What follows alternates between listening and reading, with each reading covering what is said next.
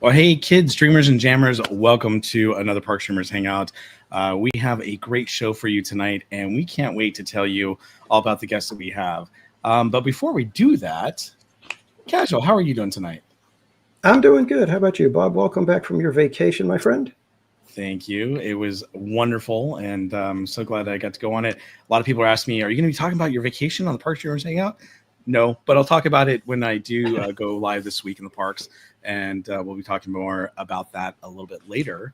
But before we get going, I just wanted to let everyone know Cordy is not feeling very well tonight. So unfortunately, she is under the weather, and she's not going to join us. So it's just Danny and I tonight doing the interview with our special guest. But if you guys want to send some well wishes to Cordy in the chat, I'm sure that she's probably checking in on us, and she would love to see those well wishes. So with that, though, I think we need to say hi to everyone in the chat. So should we go ahead and say hello to everyone? We shall. Welcome in Kelly DiMaggio, Mattercam Matt. We got Weird Old Man, Robert Sprite. And we've got Most Wanted. Welcome in. Mike, good to see you. Jennifer Beausoleil. Yep, Paul M. Newitt. We got Mike Smith, Mattercam Matt. Hey, Haunted Mermaid. Haunted Mermaid, how's it going? And Tammy Delaney, good to see you. Yep, Most Wanted. Oh, I don't know Emily if you said that already. Yeah. Did you get Emma Rain? Yes, you said Robert Welcome, Sprite. Tom F., good to see you. Yep, great to see Tom F. And we got Peter sliding in real quick here. Oh, very cool. So welcome in, and thank you, Tom F., for being a member here at Park Streamers Hangout. Flags in the chat. Yes, thank you, Tom. Appreciate the support. You know what? I forgot to check that. See if we had any more memberships to give. Memberships to give out. In fact, let me just check real quick because I might be able to do that. All right, hang tight, kids. We may be making it rain memberships here. Let's see. Jack Skeleton, welcome in. GV559, good to see you.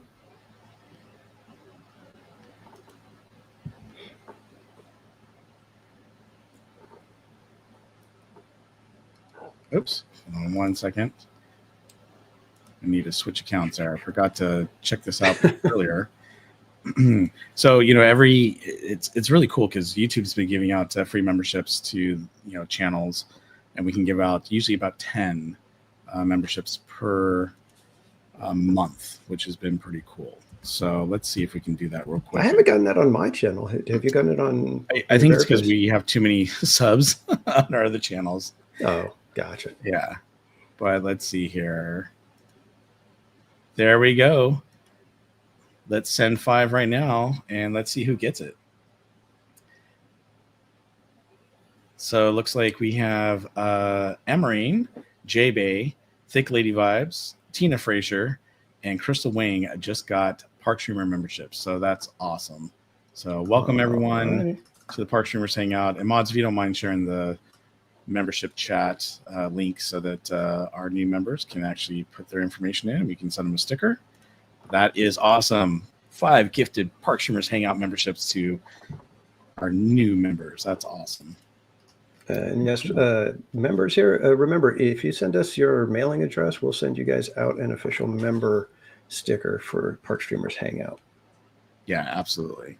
There's the form right there in the chat. So be sure to send us your info, and we'll get you a free sticker.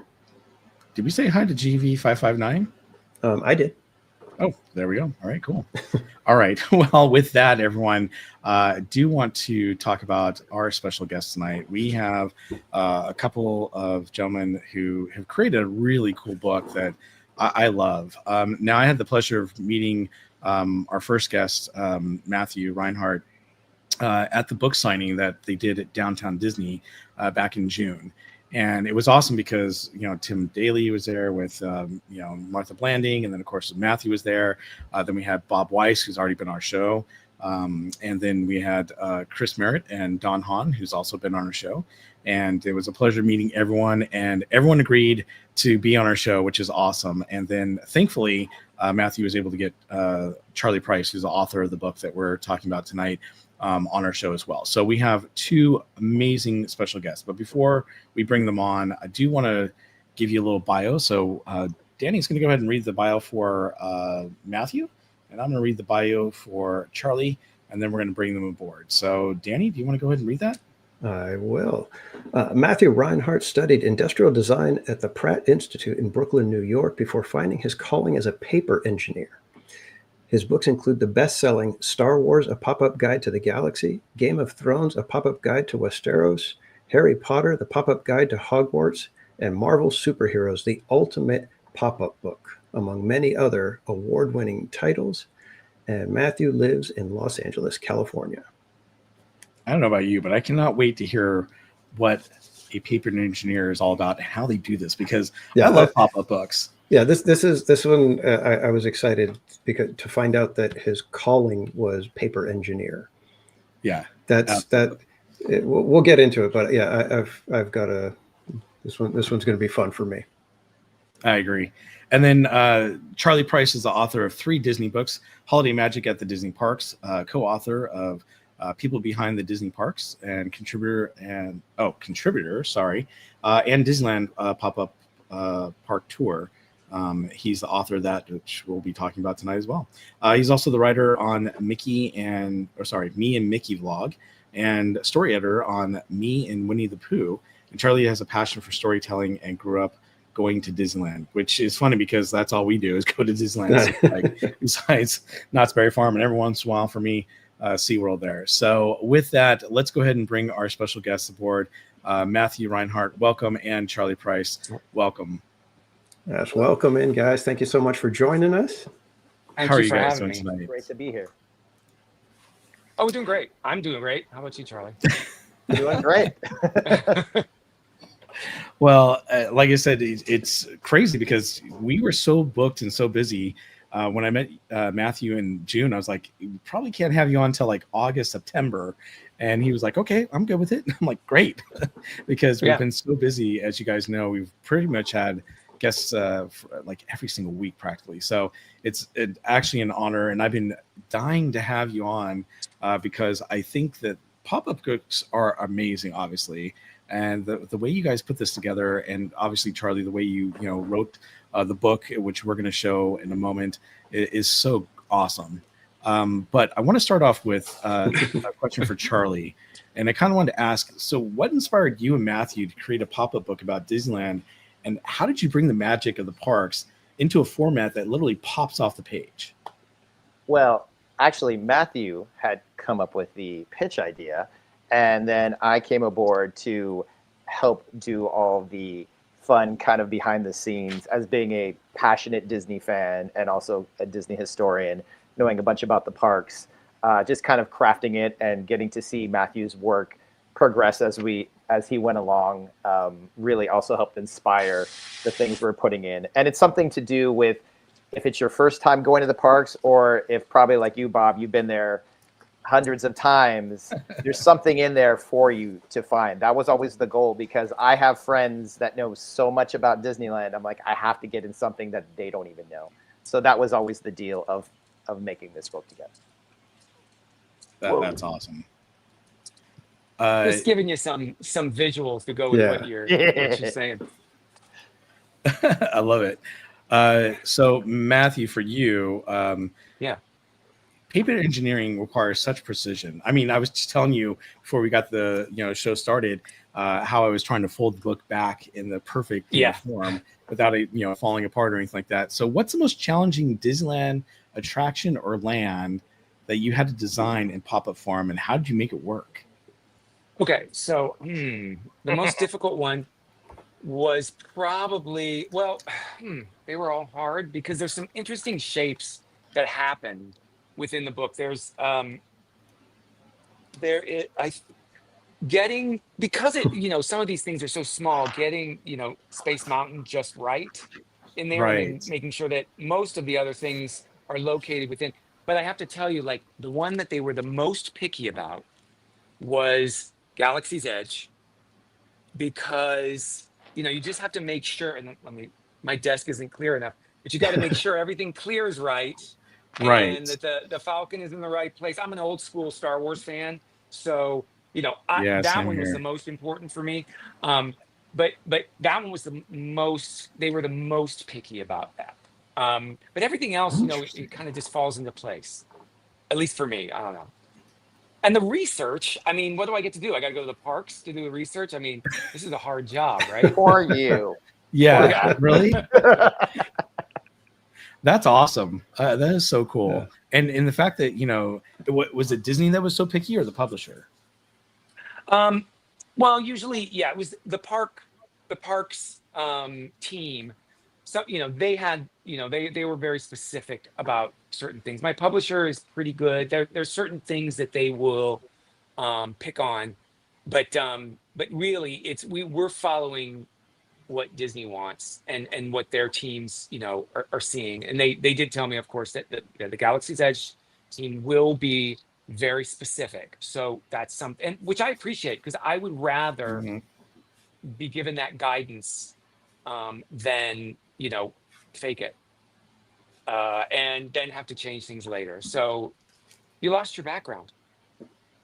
Yeah, I took it There away you so go. I could show the book. Oh, But so you can see the Oh. thing. Yeah, yeah, I yeah. was trying to show the So book because unfortunately it doesn't show up with my background. So if I want to show I the book know too and go through I it, had to turn off mine too because it was doing the same thing. So yeah, Yeah. so it Oh, start like so, and in the beginning, after do you want me to tell you a little bit about like the process of how this happens, or do you want to continue well, forward that's funny on just because that talking was our about next that? question: is what's the creative Okay. process like? So go for Yeah. it. Okay, I'm sorry. I sometimes, go ahead. No, So, all absolutely, right. go So for it.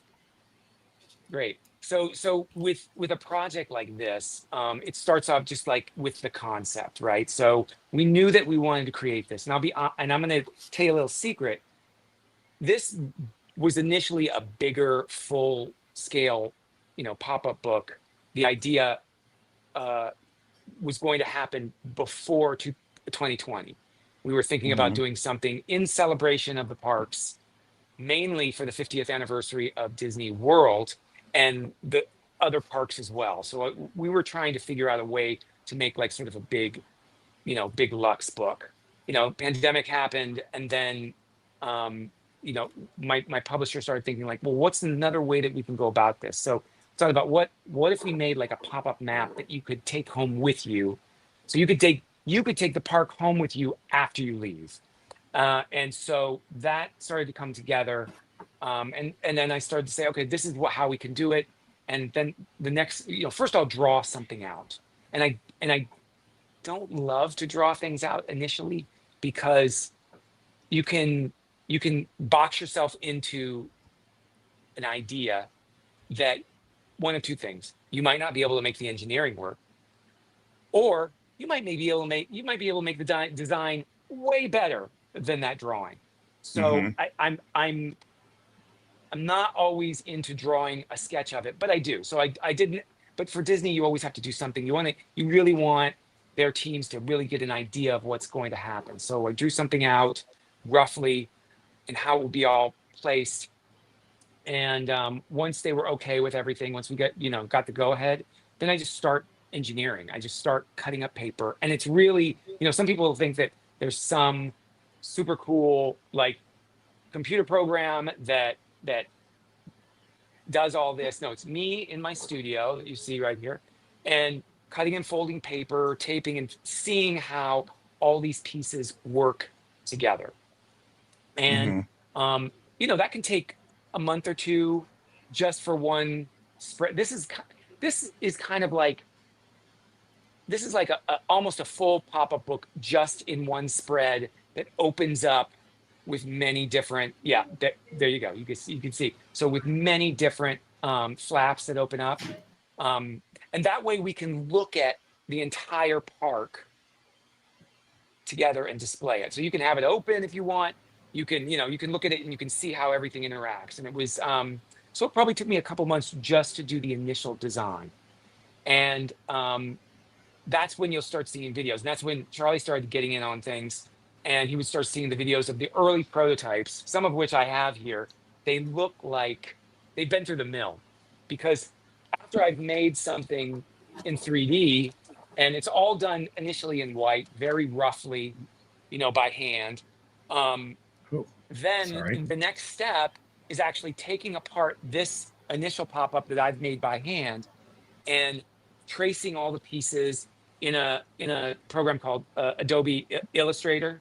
I make these vector lines that are how to cut out the pieces where there are folds. Something like this probably has a couple hundred pieces that are all glued together. So I'm making several of these initially to test out all the little problems. And you have to make sure things work properly. You have to build it.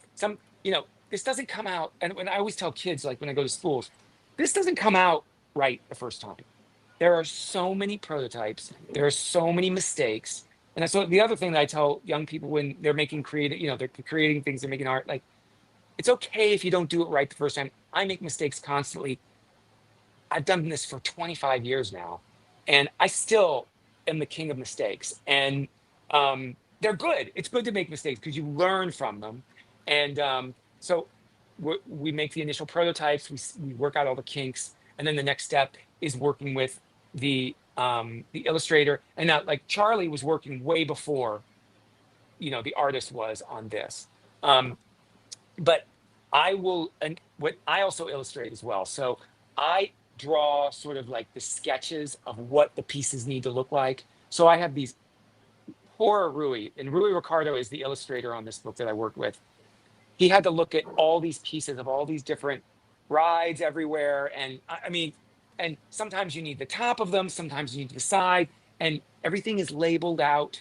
You need to make it this wall this big. You need to make the castle turret this tall but flattened out. And so everything is labeled exactly to size that you need to make it. And I say, if you want to make the artwork bigger so that you get more detail, do that. Do it all proportionately. And he does his painting in Photoshop. I think that's the one he uses. And so he uses Photoshop and paints, the artwork, sends the artwork back to me. And then I place the artwork on the pieces. And during this whole process, Charlie is writing and adding that to the book as well. So, he has a sort of outline, right? Like, did they give you sort of an outline of kind of what we would be showing? Exactly. Yeah. Oh, yeah. They gave me an outline of lists of here's what we want, lands and attractions that we wanted to use. And then we kind of started to get to work on what that would be. Word count, because we have a limited amount of space that we're able to use. And we had one tricky thing that I don't know if you plan on asking, but Matthew had to work on an attraction that by the time our book came out was not open yet. And so dealing with showing something, we had to take that one very seriously and how we approached it and the things we were able to put in with Tiana's Bayou Adventure, because it wasn't open to the public by the time our book came out. And, we're not trying to give away any spoilers of something that WDI has been working on for a very long time. So that was tricky in and of itself, just to add that type of element in. Oh, absolutely. I can imagine. Here's just a quick question. I'm a graphic designer, so when creating this, you're creating the shapes and everything for the pop-up, and then you hand it to the illustrator. Is there sometimes where the design style forces the paper to go a certain way, or are there times where? Yeah, it does. Like, and there are times when I will change engineer. Like, I will change the engineering if that artist feels really strongly about the way something should work. I make it work. It's a collaboration. I am not this person that demands you do this thing. It's like we're working back and forth. And if there's something that needs to change because they feel a certain way or the artwork is looking that way, I'm happy to do it. Like, it's a back and forth sort of thing. Sometimes now, if it's a major change, that might be a little bit, I might stand up to it. But like but small changes, yeah, it's really important to collaborate, to listen to each other. And I've worked with a lot of different illustrators over the years. I mean, one of the first illustrators I worked with very early on in my career was Maurice Sendak. We did Where the Wild Things Are. I don't know if anyone knows that book. Oh yes. Oh, yeah. A lot of us do. Yeah. It's funny because you know this world famous children's book illustrator, and we did this book called Mommy question mark, and it was some weird story that his friend Arthur Yorinks had written, and they turned it into a children's opera, and it was about monsters chasing a baby through a mad scientist lab. And I've learned, like, when you're working with an artist, if they want to change something, you change it, within reason. You know, how can you find that balance? And that's what makes it fun and challenging and interesting, really. And I love collaboration. I don't want to be the only one sitting here doing Right. like, let's do this together. You know, so Mhm. that's it's a cool process, but it's not easy. Yeah. Now, Matthew, Disneyland is full of magic and the hidden details. Were there any moments where you had to get especially creative to capture the feeling of the park in pop-up form? I think the entire thing was something where you want it to be something that's exciting when it opens up and spreads across the page. Um, the, there are certain elements within this book that are hidden. Let's just say there might be some Mickey Mouse heads throughout. I don't know how many. I don't know. You'll have to check. They might be hidden somewhere. Details, yeah, adding details like that. But as far as gosh, what details? I think what I wanted to do with it is I wanted to make it feel like it spread across and made a much larger profile. So there are some mechanisms that sort of push out the race car. The race car. I can't Autopia. remember what the name of it. Autotopia? Autopia? Autopia out, and they're like, I love the way those sort of things kind of move automatically and stretch outward. But there was so much, and then there is the pop that shows most of Adventureland. That one was really tough to fit everything in that little flap. That one was really hard. But the whole thing, I mean, you want to get the details right because you guys care. And I think Right. that's really important when you're working on a project like that. Like, I love the Disney parks. I was mainly an East Coaster for many, many years. So we would go to Disney World all the time. And it meant so much to me growing up and going to the parks. Like it's really, if I don't do it justice in the best way that I can, then I'm not doing my job. Yeah, I mean the Disney fans they'll hold your feet to the Like, fire there to it make is. sure you get those details right. Oh yeah. Oh. Mhm. But Yes, in they the will. and, film, and along fandom those is. yeah, and that's what makes the fans fun, you know, and Yeah. it makes it fun. I think it probably makes it extra fun to do these kind of projects because you know there's going to be so much care pouring over it to see Mhm. if you got all the details right. And speaking of which, Yeah. Charlie, with so many of the details, did you have any hidden Easter eggs or special touches that the fans should look out for? I think one of my favorites is for Mickey and Minnie's Runaway Railway. So obviously they had the attraction that was open at Walt Disney World, but I happen to know the creative director of that ride for Disneyland. So I said, "Are there anything specific that's just at Disneyland that's not at Walt Disney World?"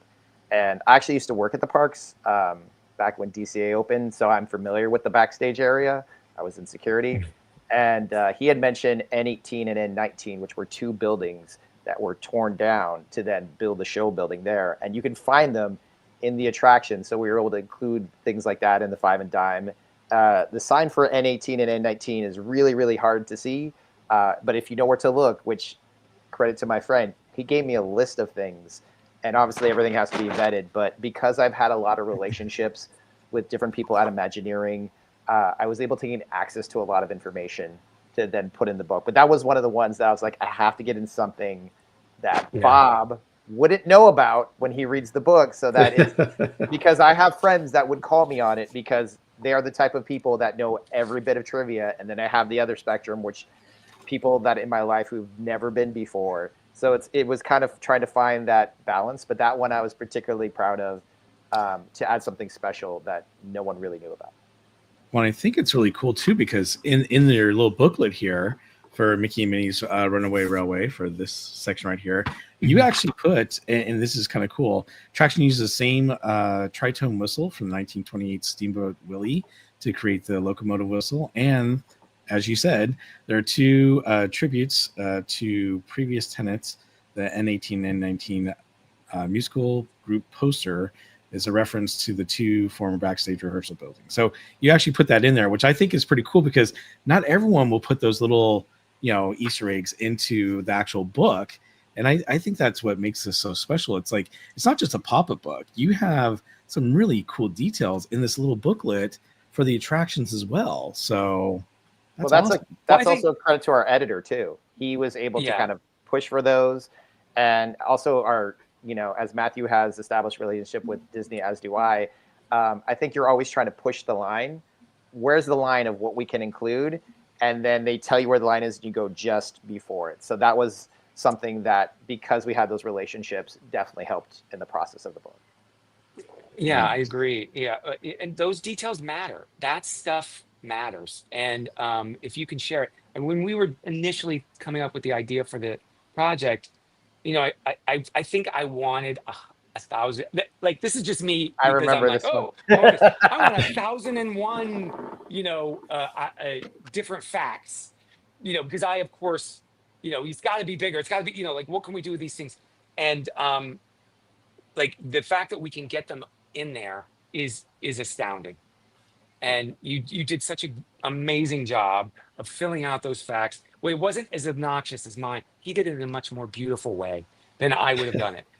So I thank you for that. And in a much more artful way. Sometimes I'm like, name it off of that. That's the way to do it. You did it in a much more subtle, much more well-read way than me. Well, thank you, Matthew. I appreciate that. I think it's also understanding and having worked with a lot of those people, that knowing what they will let go and what they won't let go.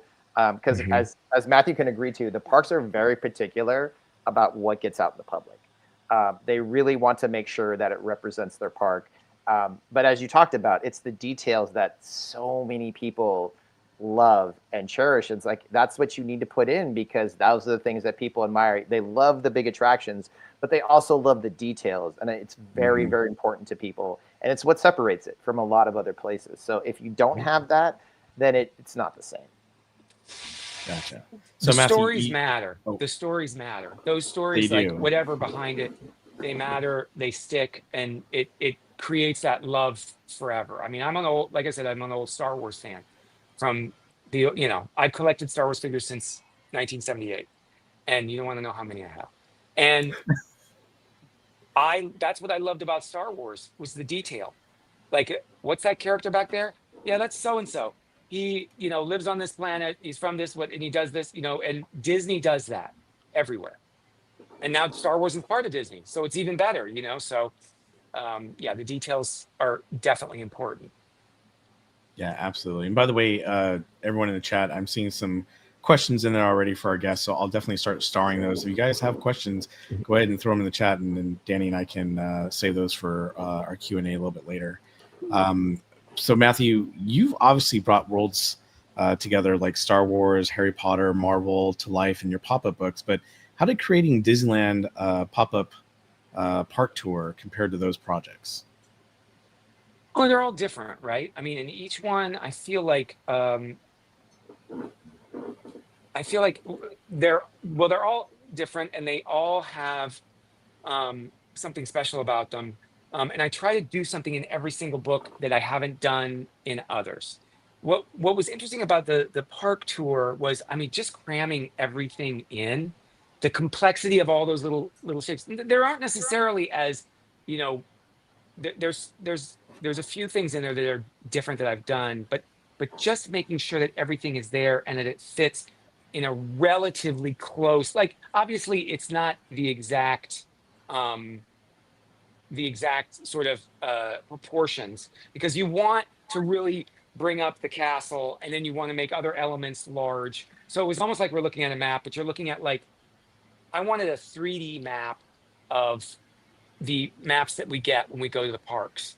And because Right. there's something so fun. I actually, in the beginning of the project, I did a lot of research on the history of those maps because I love the artwork from the 60s on of those different what the parks look like, how they were illustrated. I actually am really a huge fan of the Disney sort of screen printed old time posters, and that's what Oh yeah. informed the style of art. Were Mhm. those it has a limited color palette. Um, it has that screen printed quality. Rui's work is really incredible that way. In fact, if you ever see his work online, he does a lot of those sort of posters. Um, but how is it different? Well, I mean, it's Disneyland, and so you better do it right. So there's always that that pressure to make it special and to make it work correctly.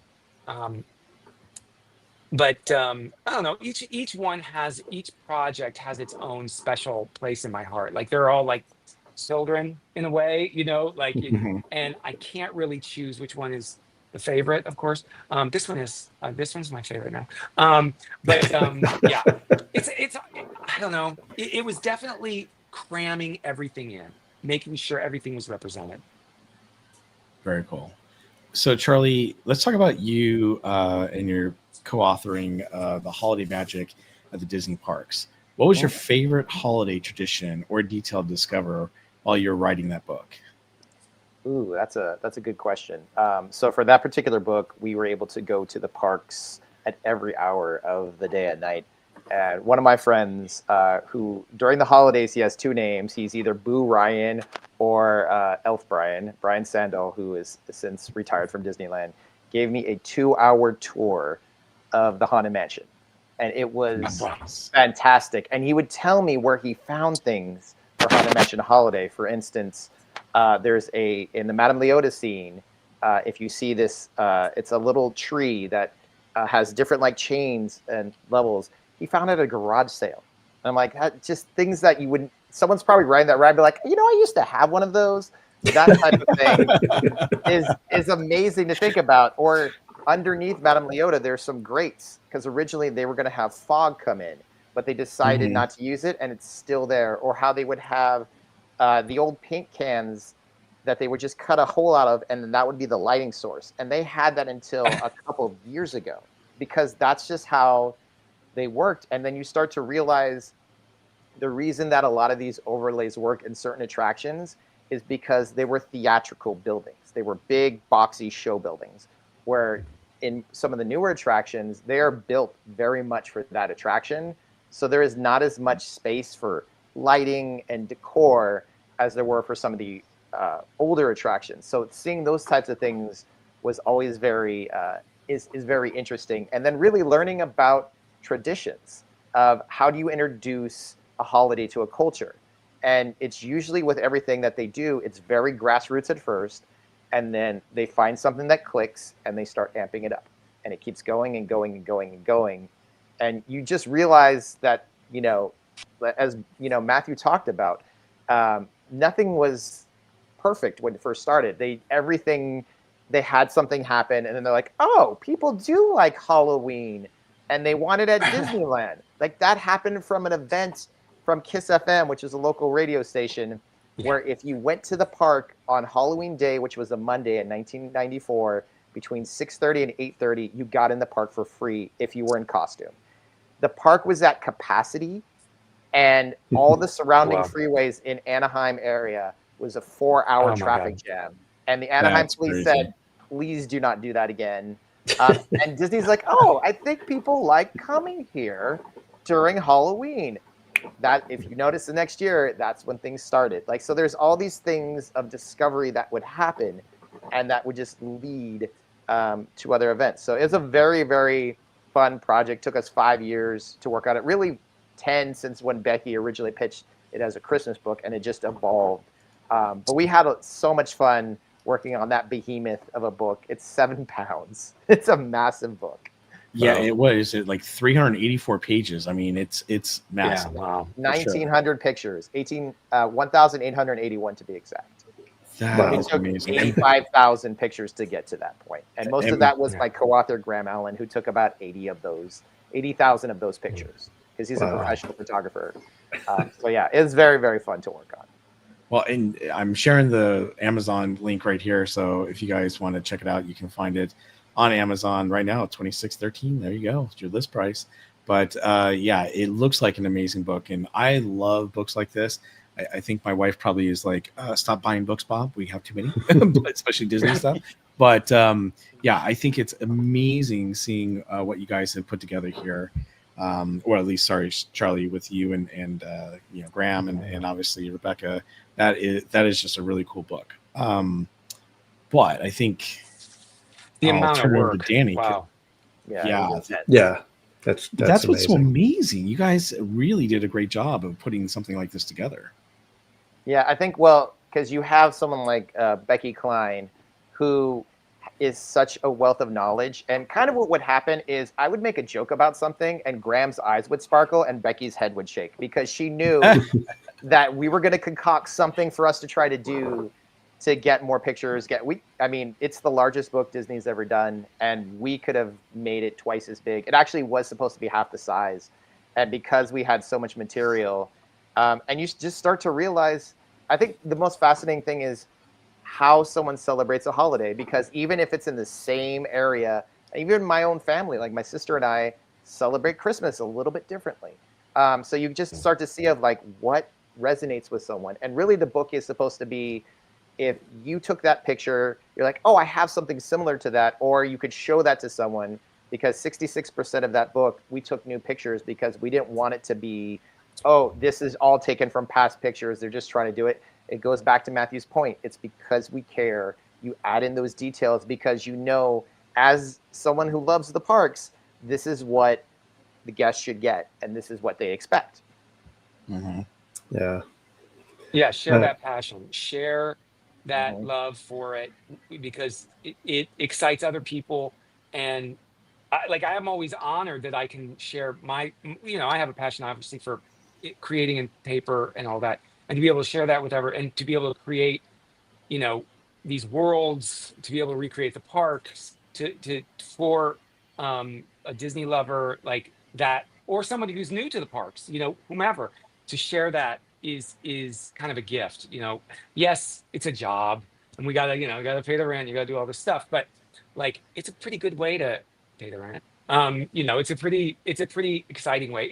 It's hard, it can be annoying because you want to make it the best thing you can, and sometimes things don't work the way they should, or it takes long to take all those pictures and or gather all that information, but in the end it's worth it. The details matter. Yeah. Kind of playing off of what you're talking about now, you studied industrial design at Pratt before moving into paper engineering. What was the moment you realized that pop-up books could be your career path?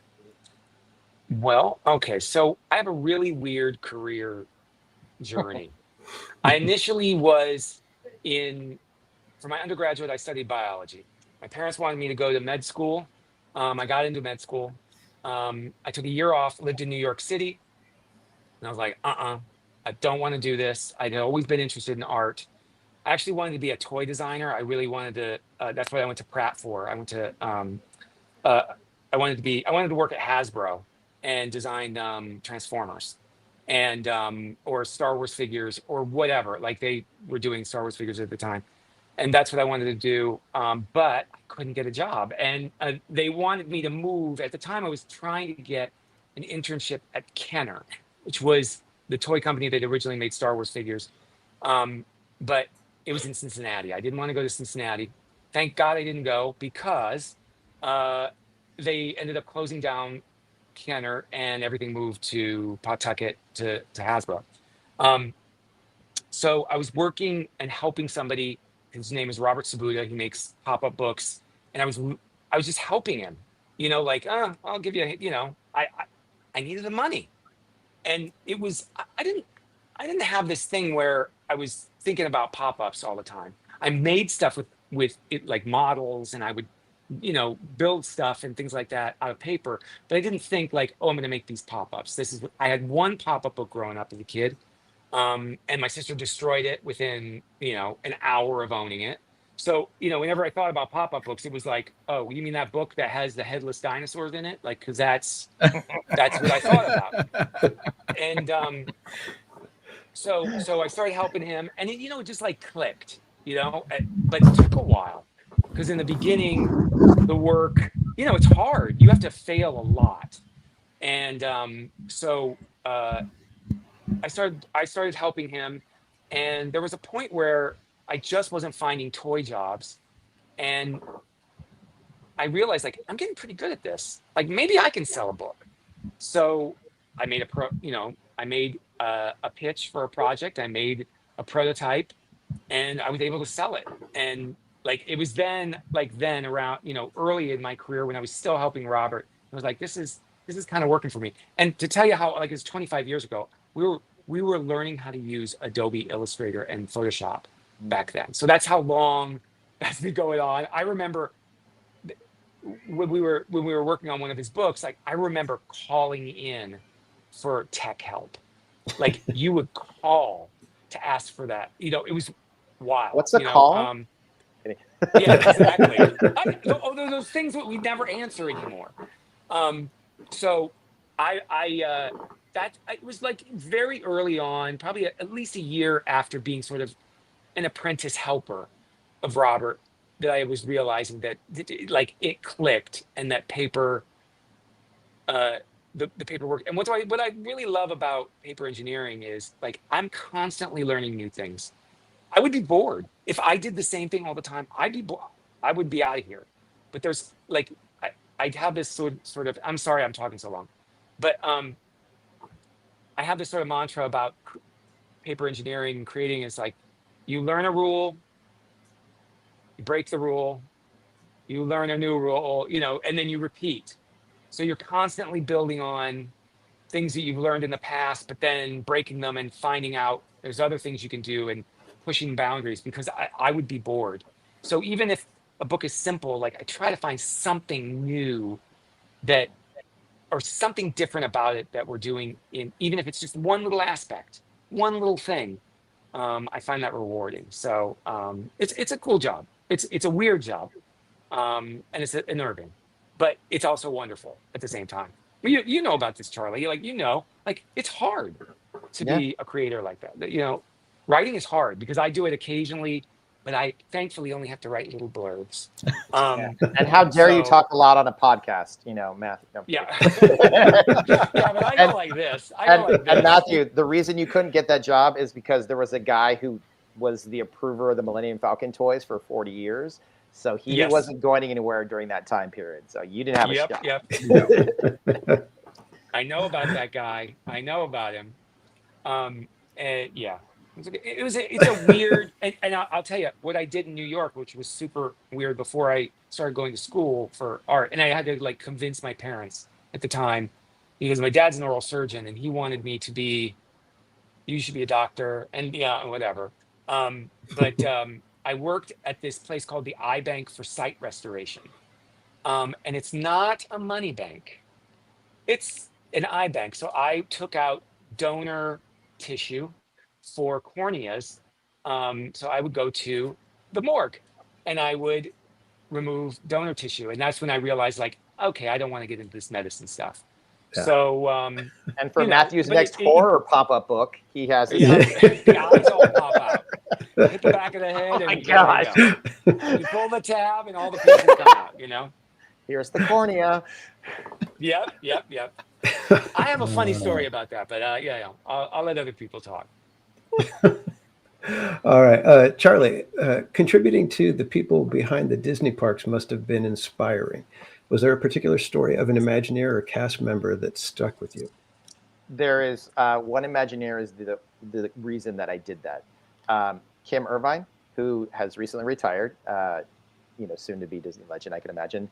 I had worked with Kim and then the resort enhancement team, Dawn Keene, on Holiday Magic at the Disney parks. And one day I get a call, and Dawn was saying that they were doing a new area in the park. They were doing the old shop that used to be on Main Street on the right, where it was Main Street, where you get all your photos. That was now becoming the new Christmas shop, but it was also going to be other holidays. And they're like, it'd be great to do an entire book on that. And that wasn't really an option to do an entire book, but I talked to my editor from Holiday Magic, and they said, I actually have another book that they're reissuing and doing an update on. It'd be great to put that in. So it was, I mean, really, it was an opportunity to work with Kim Irvine. And if Kim Irvine wants to work with you, yes, you say yes. And, you know, she's one of the most brilliant human beings, because she was trained by the original art director of the park. And so she would say things, and she's like, oh, people know that. I'm like, nobody knows that, Kim. It's just you. When John Hench is your mentor, you're the only one who knows these things. So I would just sit there and listen. I mean, I'm sure you're familiar. Her mom is Madame Leota. And so she went through the same process her mom did. And then they realized years later they have the same facial structure. So they didn't actually have to switch out the ball after a while. But that took them a long time to figure out. So it was an opportunity to work with her. And then you would just hear the care and the details and some of the things that they wanted to put in, and just getting a chance to go. Resort Enhancement has a space that's very close to, if you're familiar with Company D in Anaheim, which is Company D is the Disney store for cast members. And they have this warehouse. And if you go during the off season, you're literally walking around Halloween and Christmas and all the other holidays. You'll go by 20 Christmas trees, and all of a sudden there's pumpkins next to you. And there's a pirate boat. And it's just such a wonderland of things inside there. And I would just say, hey, I'd like to come by. And they're like, yeah, when are you coming? All right. I'm just going to go around and like take pictures. Like, sure, let us know when you're done. So that was one of the reasons I really loved doing that, and just putting in all the details so that when people saw it, or you can go through it now, you could just see sort of things. And like even learning the characters' names, those 3 dolls were based off of something Kim had as a kid. And it inspired her of like, that was her Christmas. So that's why she put it in there. I think the one thing you'll find in the different books that people work on about the parks is, yes, it's a big, big place, but there's so many personal touches that people put in that they only know about, or a few people know about. And so when the people that they know go to the parks and see it, they know those touches are for them. And so that was the reason why, is working with Kim and Dawn was absolutely fantastic. Very That's cool. awesome.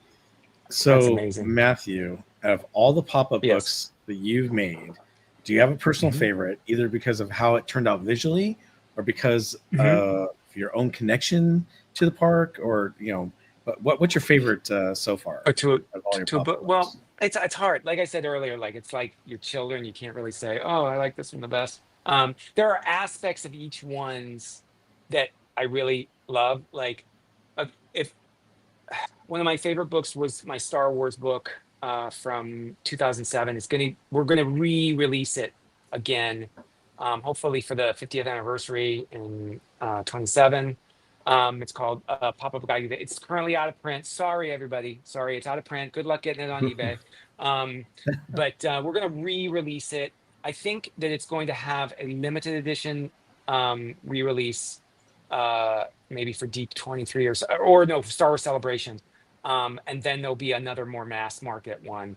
That one was super cool just because it was Star Wars, and it was like going to Mecca for me. It was like I got to go to the Lucas Archives. That one was really, really important to me. I was a lunatic that whole year working on that book.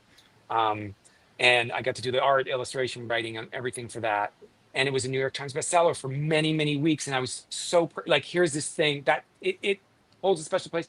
I did a dinosaur book back in 2004 that's still in print and does quite well. And it's what a lot of people know me for. That one was really important because I was a dinosaur kid growing up. I've gotten to do several Disney books. One of my favorite ones, aside from, of course, the Disney Park Tour, one of my favorites, I worked on a Disney Princess book with Inside Editions. I love Disney princesses.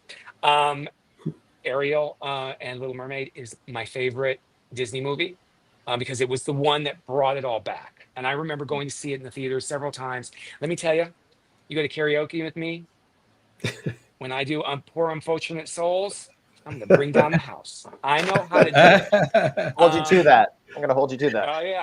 Yes.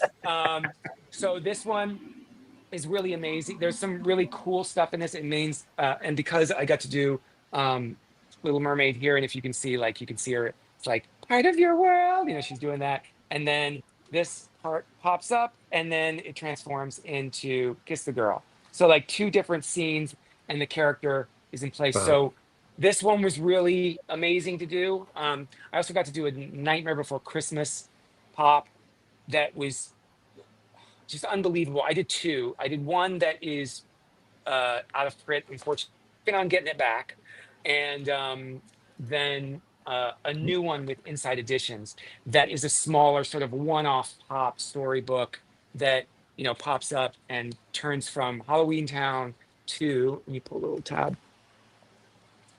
Let's see, where is it? There it is. It's hard to get. Let me see. 1, 2, 3. There we go. So it transforms between the 2 scenes, and so to be able to have all that detail in there. Wow. That's amazing. And like any time to work with these stories, I hate to call it like intellectual properties because it's so cold. Like anytime you get to work with these characters and stories that that I love, it's it's like a dream. So, but it's also a nightmare in a way. Well, it's a nightmare in a way too, because you want it to be really good. You want it to be really special. Mhm. So, you know, there's that tortured side that wants, you know, both of them. But in the end, it's like, it's so incredible. And I'm always thankful that I'm able to do it. So I'm sorry, it was a long answer, but I No, have a lot of favorites. no, that's awesome. So, Charlie, you've worked as a writer and story editor on Mickey and Me vlog and Me and Winnie the Pooh. How do you approach writing for your audiences while still capturing the hearts of the classic Disney characters? Oh, that's a great question. So with Me and Mickey, for instance, it was a lot of research, trying to figure out things that Mickey does, what he doesn't do, ways that he says things, how he changes subjects. He has 2 ways of doing it. So I did a lot of research in terms of watching Mickey and the Roadster Racers, Clubhouse, all the different shorts throughout time, just to see the evolution of Mickey and how he's changed and how he stayed the same. So that was a big process of it, is figuring that out. And, you know, obviously he's the iconic character of the company. And when I first got that job, I was very scared. I'm like, I can't mess this up, because this is precious to a lot of people. Fortunately, during that time period, I had a little one, and my little one is of the age where there were so many things that he's interested in that I was able to put into the show. But the nice thing too about with Mickey as a character is there's a lot of people that care about it. Beyond, there's a group of people that I would send every script to, about 15 people.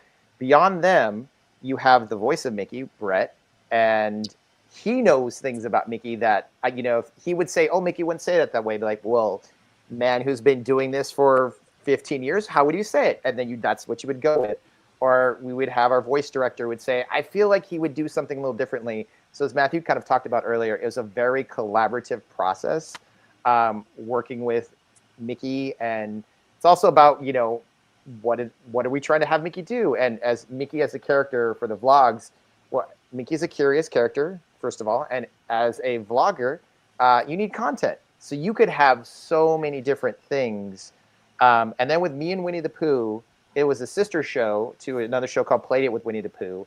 And so what we had to focus on there was, what was the vision of Playdate with Winnie the Pooh? The characters were a little bit different. So how are we going to approach it? Using those same characters, but highlighting different aspects of them, more character-based versus play-based. And the fun part about that is I got to work with 2 other amazing writers. And during that time period, if we had any challenges, we would get on the phone. And also with our director and be like, here's our problem. How do we fix it? And it would just keep going, and the idea would grow and grow. Whereas Mickey, I would have to kind of figure that out on my own. So it was a very fun process. For instance, there's one episode that came out where we had it where it was just going to be Pooh and the audience. And it was all about him having honey cakes. And at the end of it, he was going to say goodbye and then go see his friends. And we're like, well, that's kind of disappointing because the audience would want to see them, right? They would want to see Tigger and Eeyore, the gang. And so we kind of came up with the idea of, well, Pooh's kind of a forgetful character. So what if he forgot to invite everybody else to the party? And he's like, great, there's more cake for us. And that solution came about over the phone with our writer and our director and myself. And it just kept going and going. And by the time we got off the call, our writer had already sent it in. And it was something that we were kind of stuck on, but it was only when the three of us worked together that we were able to really evolve it. So I take a lot of care, as does everybody else on those teams, of wanting to showcase the best version of those characters given the parameters that we have, because for each season of me and Mickey, it's something different. It kind of changes. Same with a show like Minnie's Bow Tunes. It's a little bit different. So it's like, how do you keep the same character aspects but show different sides of them or have them in different situations? Gotcha. Well, I think we're coming up on an hour, so let's see if we can get you guys to give us a little sneak peek. You guys have blown us away by everything that you guys have already done and all the past projects and everything. Can we get a sneak peek into any projects you guys have coming up? So the current one that is coming up, or that you'll soon see, is Me and Mickey season 4. That particular project we just launched the first episode, but it's going to be a lot of tours of the Mickey Mouse Clubhouse. So we're going to get to see Mickey's Clubhouse, Minnie's Clubhouse. We have some amazing one that I still don't know how our director pulled off for the holiday season, where it's kind of your opening presents with Mickey and the gang. It's really, really fun. So that's going to kind of come out throughout the year as the show also comes out with Mickey Mouse Clubhouse. And I was able to write an episode of Mickey Mouse Clubhouse Plus, which I believe probably comes out sometime in the next month or two. So once that one's announced, then I'll be able to share that. Okay. Nice. Fantastic. Matthew? For me, let's see. So what's going on? So coming up this winter, fall and winter, Disney related, Avatar, the Ultimate Pop-Up book is coming out this winter around the time when our new movie Fire and Ash releases. So all those blue people, this was incredible to work with James Cameron and Lightstorm, and like, those movies are so visually stunning and detailed, and there's so much care given to it. So we've created sort of like a pop-up guide to the world of Pandora. That's coming. Even though it's not Disney related, we're doing a Wicked pop-up that's one of those books. Sometimes I create books that become a giant map, and the book kind of like unfolds to become, the several pages become a giant map. And so that will be coming out, I think, around late November this year. Those two. What's frustrating though is that sometimes I can't show. Like, I want to show you. I have a copy of the Avatar book. I wish I could show you, but I would get in so much trouble. Yeah, we don't want you to do that. It is not worth it. And because I think did that earlier this year, and I had to yeet the videos from my channel. So there's that. We're working on some upcoming other Disney projects. There may be something, I can't talk about it yet, but there may be something for young readers from a galaxy far, far away. We've got a lot happening coming in the next couple years, Star Wars related. And there it is. There's the cover. See, I can show you the cover. That's all I can show you. I found it on Amazon there, so see, it's you can show There's that. a little preview, Matthew. Wait, hold on. Let me take this off so I can blow up your screen and show it a little bit better. Yeah, it's the same. It's the same cover, but ooh, shiny. Yeah, I was gonna say you can see. And I wish I could show you. Oh no, I can't. Nope. Little tease. Yeah. I really do. I really want to share it with everybody. I wish I could. And so we're working on those. there's always something happening. I mean, I'm always I really want to do a Winnie the Pooh book. I've been wanting to do a classic Winnie the Pooh forever, because that character means so much to me. Let's talk. I see a I'm not collaboration with supposed you to and talk. Charlie on that one. Oh yeah, So that could we need to talk about It could that. be a poop up. A poop up. that's it. I love it. I love it. Ooh, that's the name. That's the name. We got it. There you go. Done.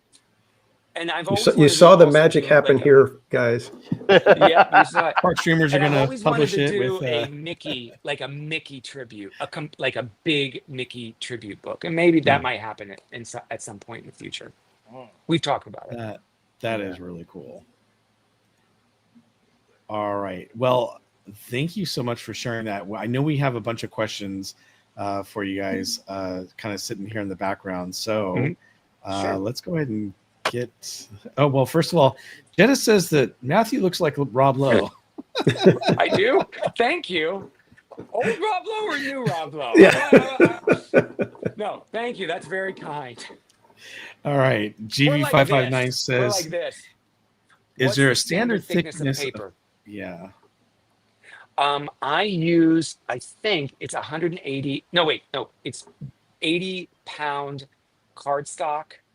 I don't know the thickness. Let me get it. Let's see if it's on the label. Oh, it is. Oh, look at that. Look at that. It just says this is 80-pound cover, white cardstock. This is from paperpapers.com if you want to look. That's the kind of stuff I use. There, I'll zoom But in. you can get regular like 110-pound cardstock at like Office Max or Staples or whatever, or Walmart or Target. You know, like it's amazing how many places now that you can get good cardstock. Do you mind showing that one more time since I got it zoomed Oh into yeah, you? here. Oh yeah, my bad. Sorry. There, No there worries. it is. It is from a place called paperpapers.com. Super easy to remember.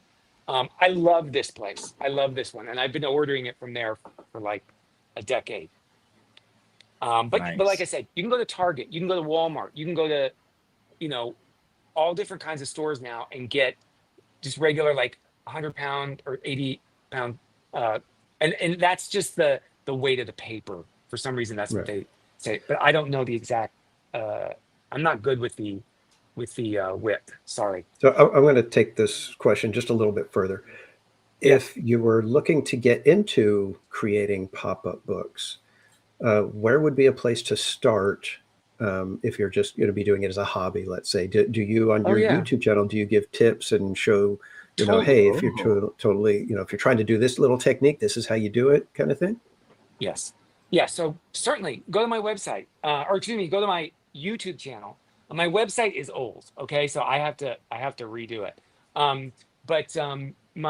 If you go to my YouTube channel, I'm always updating new videos. We do craft videos. I do paper craft videos. For a while I was doing art during the pandemic. I was doing art class videos, and I do what's called the pop-up masterclass, where I come in and I show you like some basic techniques and then more complicated techniques. So start with the masterclass is really great. There are also even templates that you see my big ugly face on there. you showing look like you Rob how Lowe. to make things. The Rob Lowe face, yeah. But there's like those art class videos and the pop-up master classes are the best way to get started about learning the techniques. The pop-up master class to me is really important because it teaches you from the ground up. There are no templates. You have to get your paper out and cut and fold with me. And there's no measuring and you don't have to worry about all that stuff. Like, just get out your paper and let's build stuff. That's what it's all about. And sometimes it's just my hands. I do occasionally show my face. I've been doing I do like an intro now where I actually show myself, but for a long time it was just my hands. And that's what it's really about, because I want people to like understand the basics and learn the techniques from scratch. So that YouTube channel is the best place to go. So come on down. And I've been over the last couple months, I've had these horrible deadlines. So My videos will be starting back up this week. But I mean, there's always like on my Instagram too, there's always like videos being posted or whatever. But yeah, we got new ones. And if you have requests, let me know on the YouTube channel. If you got requests in the comments, let me know, and I'll look at doing those projects if you're interested in. Like you say, oh, I want to make a pop-up Mickey. Can you show us how you can do that? Yeah, just let me know. So Yeah, I Very think it's cool. amazing. I love the fact that you have it on your website, you know, your DIY, right? Do it yourself. You got templates, tutorials, your masterclass you talk about, everything else. Then, of course, you know, you've got your, you know, YouTube site, which is amazing because it has the videos as well, besides just your website. It's really, really cool. It's a lot of details in here that are amazing because, you know, as a pop-up artist, you would, you know, you could keep the stuff to yourself, or you could actually, you know, share it with everyone. And that's what you're doing. You're sharing the love there and showing everyone how to do this, which is really cool. it's really important. Like, how do we inspire other? Like, I look at it like this. I'm looking at, maybe there's a little selfishness too. Like, maybe somebody else is going to come out of here and like some young paper engineer that's going to inspire me even more if I share what I know. It used to not be like that. The pop-up book people used to like really guard what they were doing and not share it. But I feel like it's more important to share, because you not only will you inspire somebody else, maybe they can, but maybe they'll inspire you. They'll give a new perspective. And it's both equally hard and enjoyable to shoot videos like that and share your process. Sometimes it's difficult for me to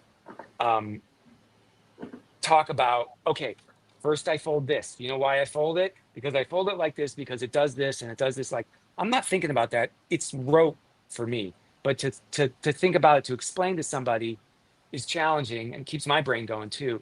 You know, so it's not always easy, but I think it's a great way to reach out and share. Sharing is important. Sharing is caring. Absolutely. Yeah, we have a comment sort of, would be cool to include a sound chip with Disney sound effects or music in the maps, like they Yeah. do with the birthday cards that play when you open it. Yeah. Yeah. Have you Totally. ever done stuff like that in your books, or do you keep it strictly just to the? I have done sound. I've done sound, and I've done lights. Like in my initial Star Wars book. Let's see if I can get. I'll grab it. Here we go. It may not be. Well, this is the limited edition, but this one has. Let's see. It had light up lightsaber. Let's see. Oh, wait a minute. I got to pull the. Wait a minute. This is an old copy, and the battery's done. Let's see if I can get. I was going to make this sound That for you, works. Matthew. We're going to be good. Oh, yeah, there we go. Yeah, please. Let's see all the batteries out on these. Let's see. Oh, there we go. Ooh. Oh wow! See the light up lightsaber on Darth Vader? Uh-huh. Yeah, that is And pretty then there's cool. Luke. And there's Luke across the page. And it's hard to see with the light, but he has the green light on. Oh, there we Oh, go. yeah. There it is. There we go. And this is one. Okay, this is a special one. This one is a one of a kind that has sound on every page. It's only mine because it was given to me by the manufacturer for my birthday. Oh. So this one has sound on just about every page. And then there's, of course, Darth Vader. Oops, it's not opening up right. There we go. So, and if you look, Darth Vader, you can see Anakin for just a second Oh, cool. before, Jeez. yeah, before it closes. Nice. So we're going to try to get that one re-released. I don't know if it'll have the lightsaber. We'll try. It'll cost a lot. That's the main problem right now with adding like electronics to these books. Is it really like the cost like is exorbitant, and we don't want it to be so beyond what people can purchase. But I think if we do like limited versions, like we do a limited edition, you could probably add stuff like that in. I love sound. Pretty I mean, awesome. like, but it has to fit, you know, like it makes sense in a Disney book, and hearing the music, that makes sense. All right. Very cool. So we have another question. Good evening, all. How long was the project, or did the project take? And did Bob Iger or Josh Tomorrow have to sign off on the Disneyland pop-up book? Oh, for me, I don't know if Oh, Bob sorry. did or not. That's for both of you, actually. Yeah. I just have you on. I would Yeah, how long believe did it that. take you? Well, by the time we actually got it all done, it was about a year, at least for my portion of it, because there was a lot of back and forth. Bob Iger, Josh Damaro, they're more. I mean, Bob is, since he's CEO, and then Josh is more parks related. So the person that did sign off on it from Disney, Wendy Lefcon, who I always refer to as the godmother of publishing, because if you ever see any talks, someone's going to thank Wendy Lefcon. Yep. She is amazing, and she knows everything about Disney publishing. She actually helped create the current version of it. So Wendy was the person that signed off on it. But yeah, it took about a year for my part. She's amazing. Yeah, and sometimes with certain projects, like I think this one, sometimes it can take like 6 months for the actual creation of it. But there were a lot of like wait, stop throughout. So we may have created it at one point and maybe took a couple of months to do the engineering, but then you have to wait for the artist to finish the work, and then there's the putting the art in place, and sometimes we have to wait for a while. There's always, but like if it's a nonstop, like some of these books, if we were doing like a nonstop, like a big book like this old Star Wars one, like that maybe has 5 spreads, it could take like, I used to take a year, and usually you have to start it at least a year and a half before it actually releases. But typically, but if it's not the only project I'll be working on, so if it was the only project, maybe it would take about 6 months if I was just that, you know. But there's so many wait times for things throughout, whether you're waiting for teams to look at and read. I mean, Charlie, you know this, like they have to go through everything and correct things and send it back to you. So it can take a while. Yeah. We got one from Barbara Duncan. It says, I'm glad Matthew and Charlie are here. I have the pop-up book and I can't get it closed. I can't figure out the folds for Matterhorn and the castle. Any Matthew. hints? Okay, so Let me zoom in this one. Maybe you might want to push under it. Like you can probably push under it, under here, like this. That might help it. I don't know. I'd have to see it. And I'm sorry that happens. Sometimes they're, for the Matterhorn, in the castle. I bet you it did something like this and it's flattened out, right? And now it won't. You might want to just push underneath like this to push it, or push it up underneath, kind of like that, to get it in place. If that works, you know what? Send me a message on my Instagram or through YouTube. Send me a DM on Instagram and let me know about it. I might be able to help. We'll share the Instagram link in just a moment. Yeah. Also, I was telling Charlie, or sorry, not Charlie, Matthew, beginning, I actually had the pop-up book, and I was having a hard time getting it close to because of the castle part. And I finally figured out I just had to you have to look in the right section, and it was like, oh, it's this part right here. I didn't think that was a problem, but it was just one piece that wouldn't fold properly, and now it's great. It's hard. I was just telling them both earlier, it frustrates me because I wish I could be there when every book is created so that I could make sure that it was made perfectly for everybody. But please let me know, contact me and say that I was listening to the podcast, and I'll see what I can do to help you out. Awesome. Service with a smile, baby. Yeah. From Carol G and the Corn Dogs, we have to Charlie. What is your favorite holiday transformation at the parks? So favorite time of year, definitely. It's really hard. I would definitely say Halloween.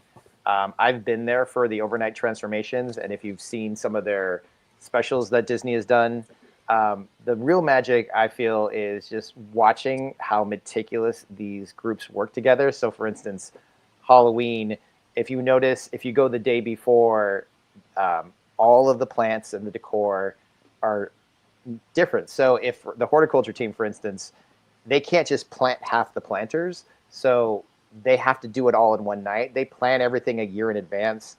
I just love it, even though it's really hot to go this time of year to see Halloween. But I just kind of love the evolution of it. Christmas, obviously, Main Street, it just seeing all the sparkling lights. It's a really tough one because I do love both, and that was one of the great things of working on the book is you would get to see both. But the odd thing is Disney's had a lot of different holidays that they celebrated, like Piano Teachers Day, because if you think of Main Street, it used to kind of be like a mall where they'd have different tenants and they'd all want to showcase their work. So that was one of the odder ones that we have. Actually, Becky gave me a mouse pad of sheep shearing day. And you don't quite see that in the park anymore. And the photographer clearly had a sense of humor because the sheep shearer is bent over and there's just this view that you're like, never thought you would see in a Disney park. But that definitely happened. So yeah, I would, if I had to choose, Haunted Mansion Holiday, that I'd probably lean more in the Halloween side than the Christmas side. Never would have guessed what the shirt you're wearing. Never at all. If you knew that I've been quoting Haunted Mansion Holiday with my little one all day today, because we listen to the English and the Japanese version because it's in both parks. That's a thing that we're learning Japanese through Haunted Mansion Holiday Nightmares soundtrack. Somehow. Oh, that's cool. That is cool. That's cool. That is really cool. GV559 says, is it difficult to find a press for pop-up books, or is it pretty standard? A press. Now, I wonder what they mean by press. You mean a printer? Probably. Or no, publisher or a publisher. Yeah, it's not easy. I mean, there are less pop-up books created now than there used to be. And so there are only a few very talented manufacturers throughout the world. For many years, I worked with a company in Thailand, and they were incredible.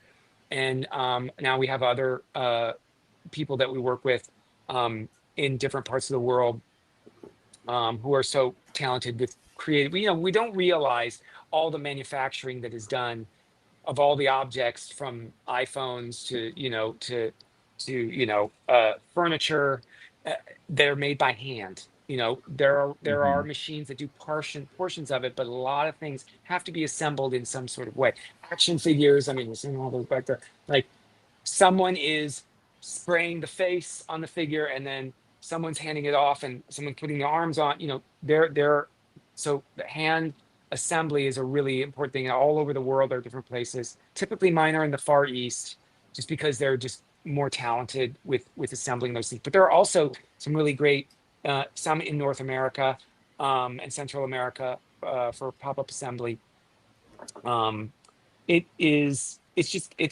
They're expensive books. They're expensive to make. So, we always have to pick and choose. We don't get to do as many that we used to.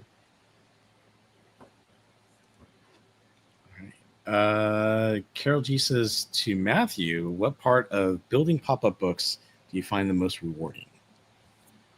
To me, the most rewarding part is the initial paper engineering rough design.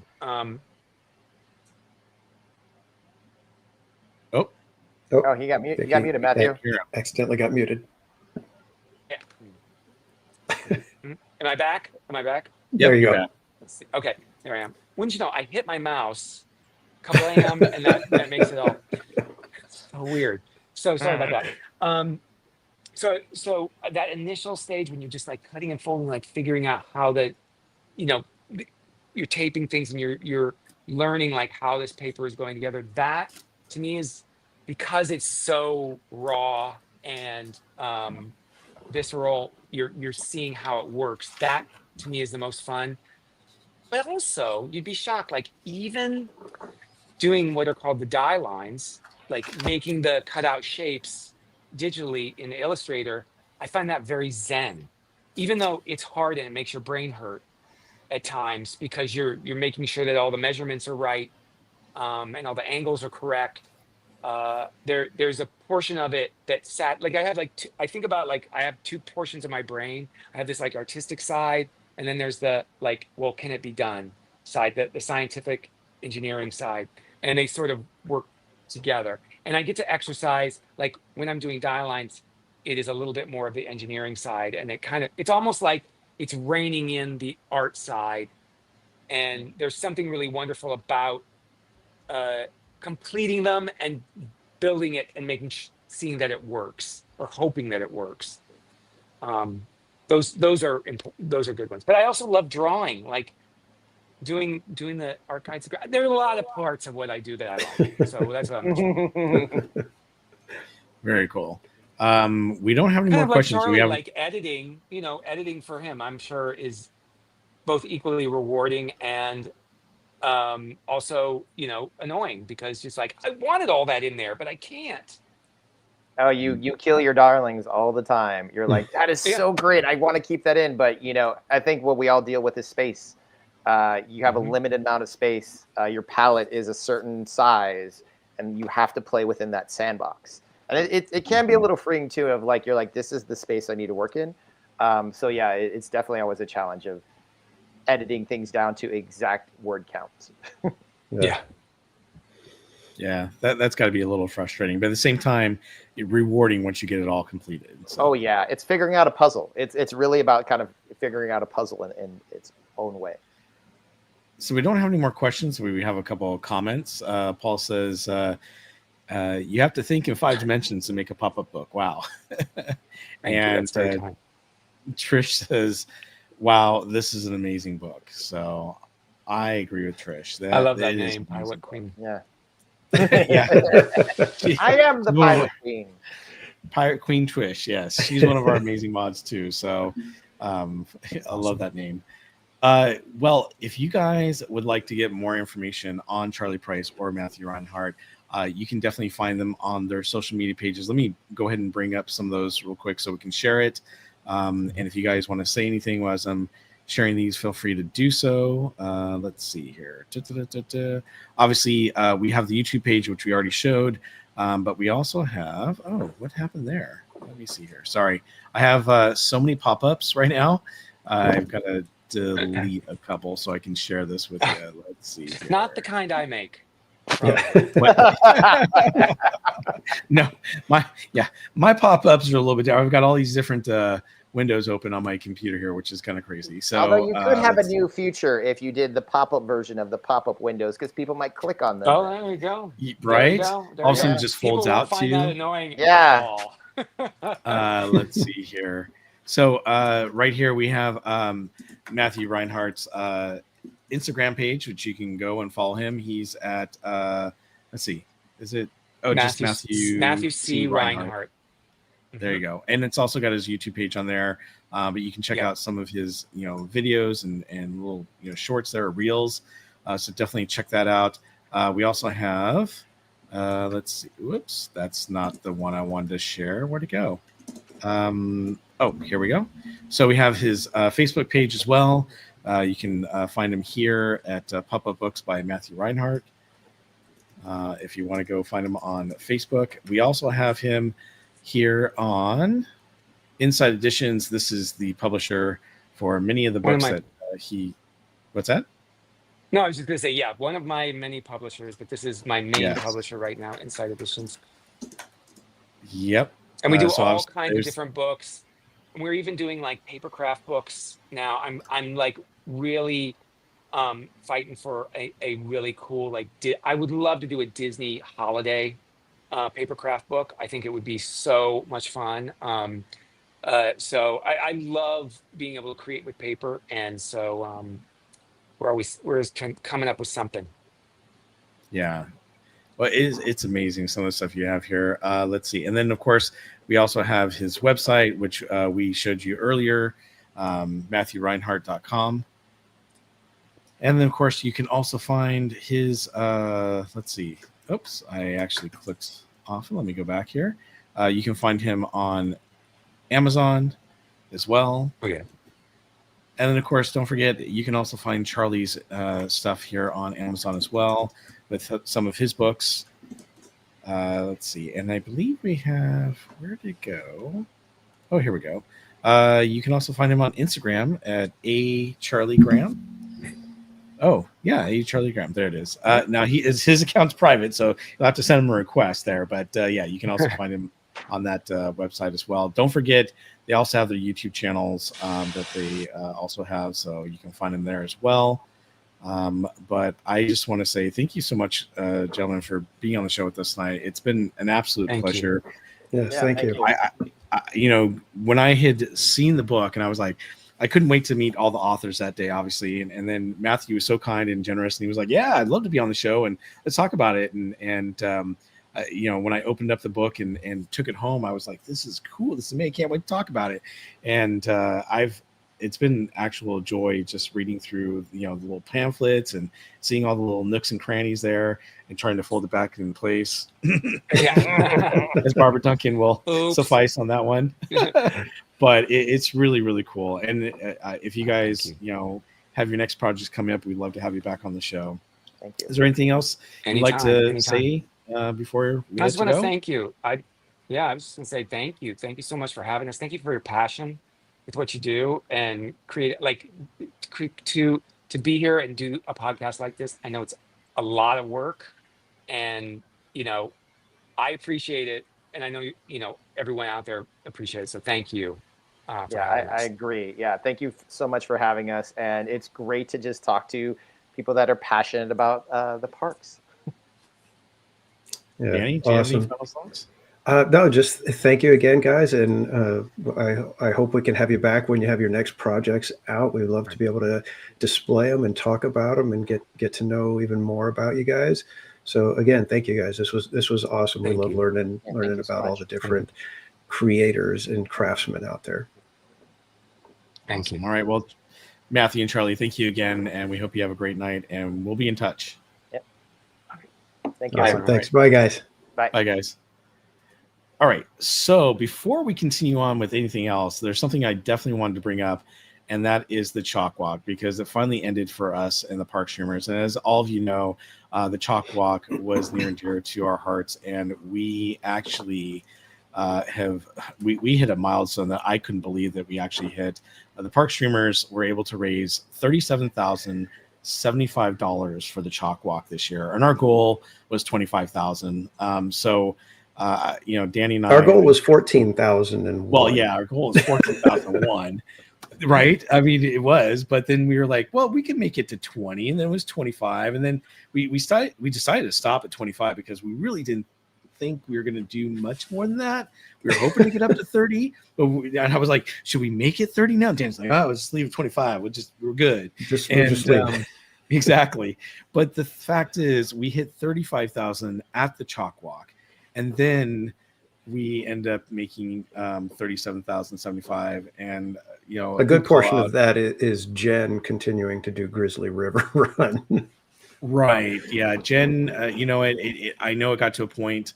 I was trying to do my best to follow some of the YouTube channels while I was on vacation, but I did get to see when Donnie's like, okay, if you guys want to make any more donations, Chalk, that's fine, but Jen's done with writing it was over 100, right? I think she ended with 105 or 115 official.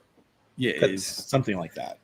And that's amazing. So thank you again to all of you. We can't say thank you enough for your generosity. And we are already talking about doing some things for next year.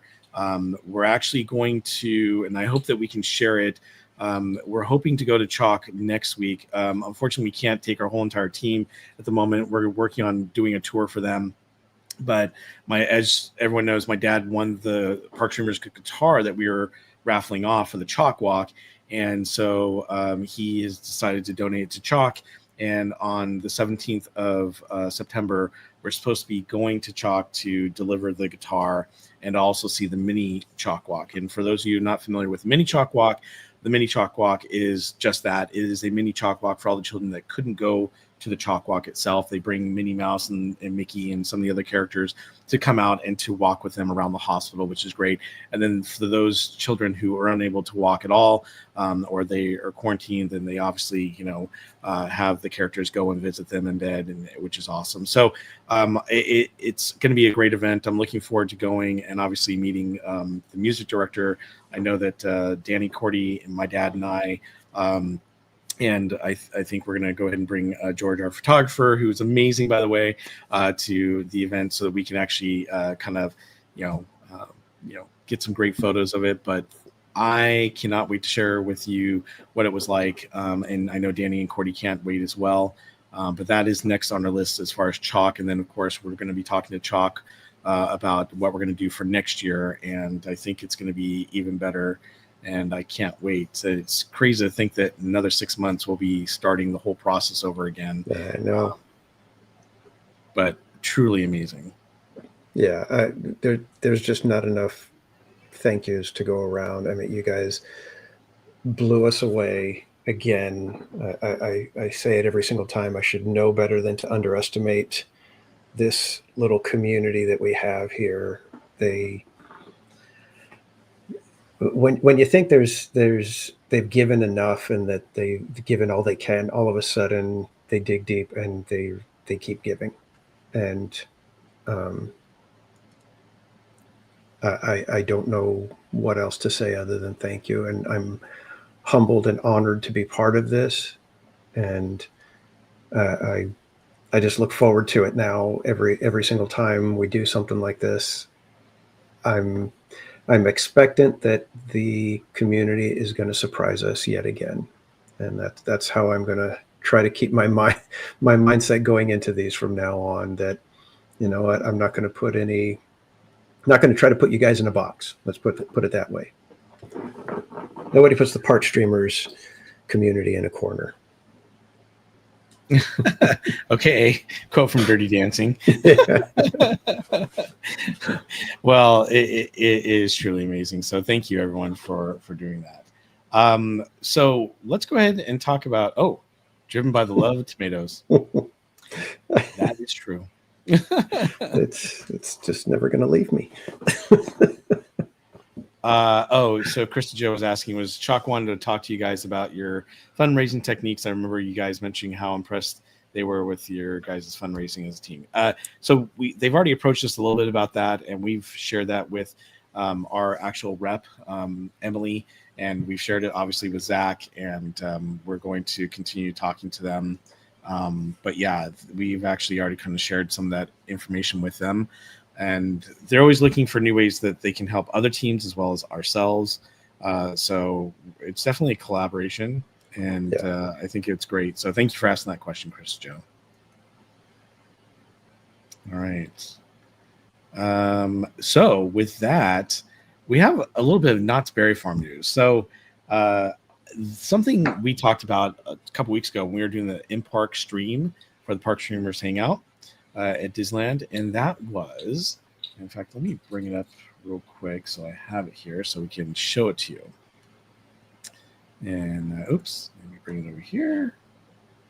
All right, there we go. And I'll bring this up on screen. All right. So we talked about this a couple weeks ago, and that is that Knott is now going to have new selected rides locker rental policy. So what's changing? Well, select rides will no longer offer storage for loose articles in the station, and guests will be able to rent ride lockers for a nominal fee. Why?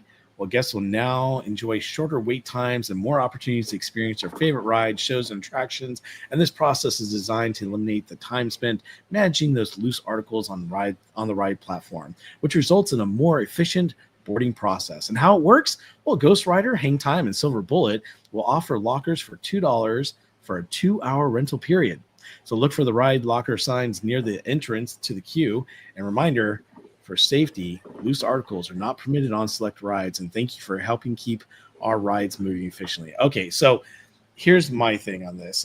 This is a flyer, by the way, that we're sharing. This flyer is actually being given to guests when they're going through the parking toll booths.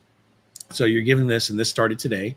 You'll get this flyer, you'll see it, and then it's only on 3 rides. Now, I'm happy to say, thankfully, it's only on 3 rides.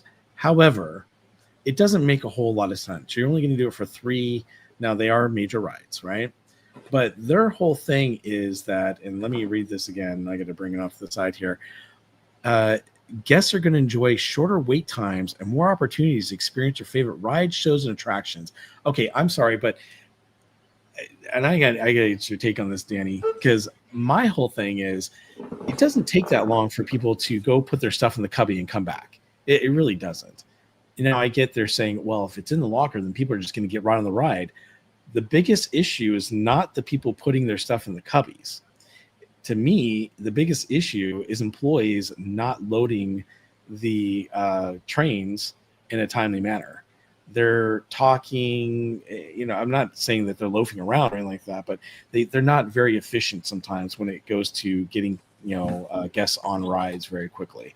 Now, I will tell you, it does take a little time for the guests to go over there and put stuff in the cubbies, but people put stuff in the cubbies pretty quick and come back. So I don't know that this is actually going to help people shorten the line times or help them to see more shows and attractions. What are your thoughts? I think it's going to help a little bit. It's not going to make a drastic change. It's not like, oh my gosh, that didn't even feel like we waited in line for Ghost Rider anymore. It's not going to do that kind of thing, especially when you've got a ton of, the fast lane stuff happening, because at least at Ghost Rider, I've seen that where it's one train is fast lane, the next train is standby. One train is fast lane, one train is standby. So you're operating at a deficit right there, just due to fast lane, gumming up the standby lines. So it's going to help, like I said, in a minuscule way. I mean, if you go over the course of an hour, how many extra trains do they get through? Is it maybe 3? Worth it. So technically, yes, it is making it smidgen faster, but I think it's more liability with articles that people are taking on. And this is a way to, hopefully not have to argue with people about it. It's just, this is the hard and fast rule. If you're showing up at the load platform with anything in your hands or not secured, you're not even going to get on. Right. Whereas with the cubbies, you got to wait. Did they put it away? Did they not put it away? Then there's, so there's that. Also, it's a new revenue stream. It's additional revenue for them. And that's just the nature of how things are right now. I mean, we've seen Disney, become, a place where you feel like you're being nickeled and dimed for things, and stuff that used to be free is now costing you money. And, if you want the best experience, you're going to have to pay a little bit more on top of the premium price you're paying to get in, all of these things. So I think it's just the nature of the beast right now.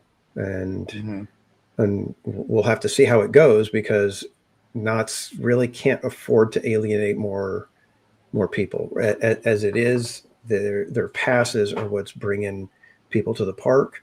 If you're going to make it to where people are like, oh, well, I want to go, but then we got to get a locker or whatever. If it starts getting to that, and people are thinking twice before going to the park, that's not good for Knott's. You're going to be making less by charging for lockers than you would have by opening it up and letting people have a good time. And, hopefully they put their guard down a little bit, get some snacks, get a drink, get some food, and you're going to be making more money off of that than you would have with the lockers. Right. Krista Joe's got a good point. Everyone needs to just implement the Tron locker system that's designed to open from both sides, so it keeps everything moving. I agree that is a great, locker system, and it works well for Velocicoaster also over at Islands of Adventure. I think the problem is that those were brand new rides where they were able to implement that locker system, where Knott's is they have current rides, and it's a little bit more difficult to kind of implement that type of locker system into the rides that they're doing. Right, because you have to have those lockers behind the gates of the attraction, otherwise people will abuse the lockers. Right. And you don't. What amazes me though is that you've got Accelerator. Accelerator is one of the longest ride lines that you have there.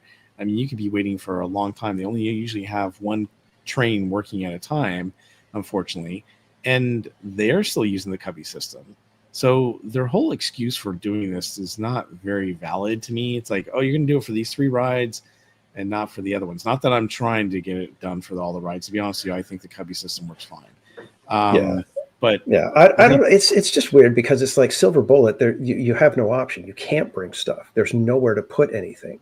Well, exactly. But the thing is, Silver Bullet, that line, it can get long. It can.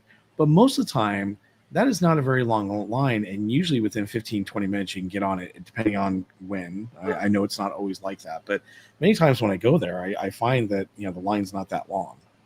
So to me, the whole cubby system, people get stuff into the cubby and come back to the train very, very quickly. Yeah. So I don't see that. Now, EXP626 says it would have been better if they'd honestly stated that we lose too much. Now you have to lock it up. And I get it. They don't want people to take things on. They don't want you to lose your personal items. They don't want you to break your cell phones and things like that. But I was going to say they can't say it just from marketing perspective. We all know it, but that's they got to do the marketing speak and make it spin like as if you guys are benefiting from this. We did it for you, right? Well, yeah, we all know the truth. I like Ventures of Road Commission says the excuse is like when Disney announced smaller food portions for our health. Yeah. Oh gosh, that still cracks me up to this day. Yeah, it's. I'm really disappointed to see that they're actually doing something like this, because I feel like it's more of a money grab than anything. Yeah, and I think they're testing it out on these 3 rides to see if it'll work, so they can do it for the other rides. Yeah, I mean, I haven't been over there to see what it looks like. I mean, I don't know. Do they have a bank of lockers right near each coaster, or is it lockers up at the front? You got to put it in there, book it over to hang time, get in line, hope that you get back in 2 hours. Yeah, I don't know. Yeah, I need to go over there myself and check it out. Yeah. But yeah. So, question: did you pay attention to any of the Destination D23 announcements that they made this past weekend? I remember seeing the announcements, but I don't even remember the announcements for the most part. I can't. I'm trying to think of what they were, and I just can't. There weren't a whole lot. I mean, obviously, there's a first look new concept art for the Napa Rose at Disneyland. So they announced this is what it's going to look like. I'm looking forward to it. I think Napa Rose has always been very, very nice, and I think they're going to make it even nicer inside. I mean, there's some of the concept art. See, I get the benefit of Mrs. Casual being a vegetarian, so she hates spending, $65 on a bowl of pasta, or like when we went to Club 33, a little slab of cauliflower. Yeah, I remember that. That one. Oh my God. Did I get the side eye on that one? And I saw the side eye. I don't blame her, man. That was appalling. Yeah, well, $130 for dinner that night, and yeah, that was a very small side, and they didn't have very many options for vegetarians at exactly. At Club 33. But that's one of the things. It's like, so these fancy restaurants, I don't even have to worry about it, because she's like, we don't need to go there. Yeah, it's just let's go over to Earl's Sandwich and get a meal. I do like this whole new elegant patio seating they're gonna have for Napa Rose. It looks nice. But there wasn't much that they announced for Disneyland at D23 or Destination D23. However, if you go to Walt Disney World, there were a few other ones.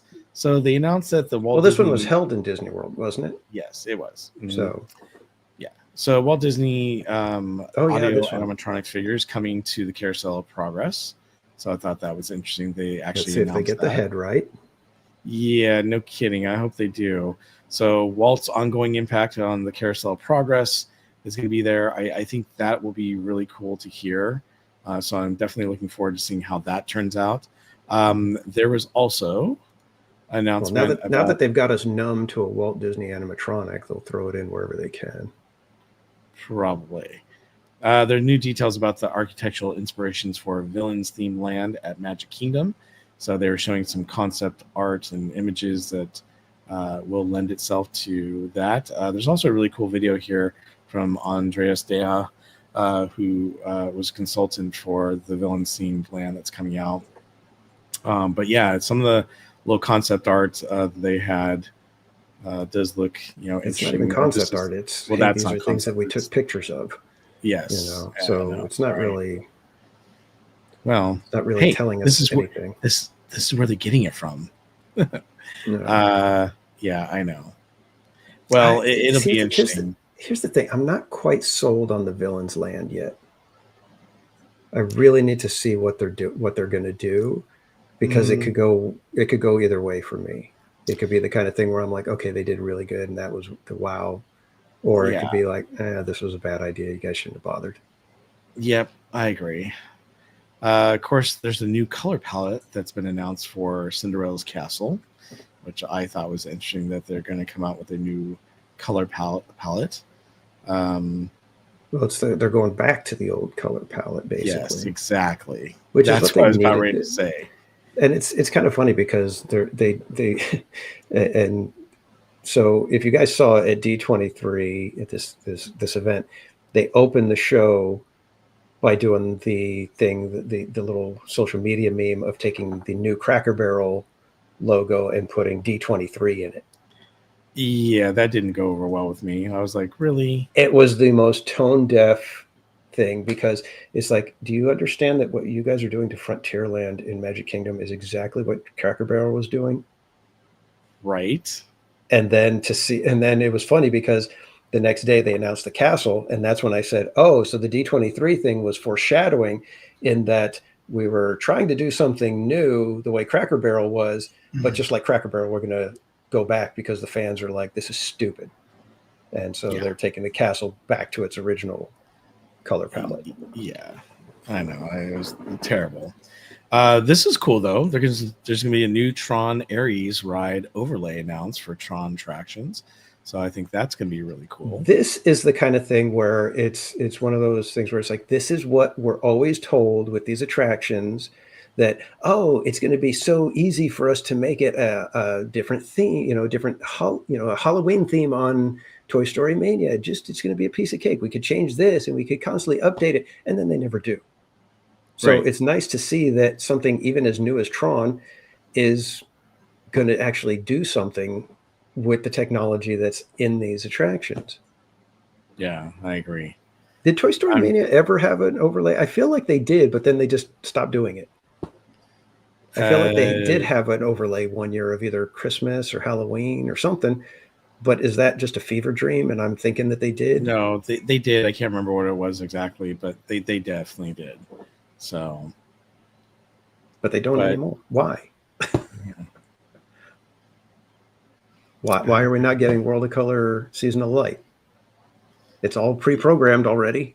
They're not. Don't even go there with me. They don't have to get somebody to choreograph the show again, do they? No, but you know what? That is the one thing I will tell everyone. So last year, if you didn't catch my channel, I actually did 24 hours of Season of Light.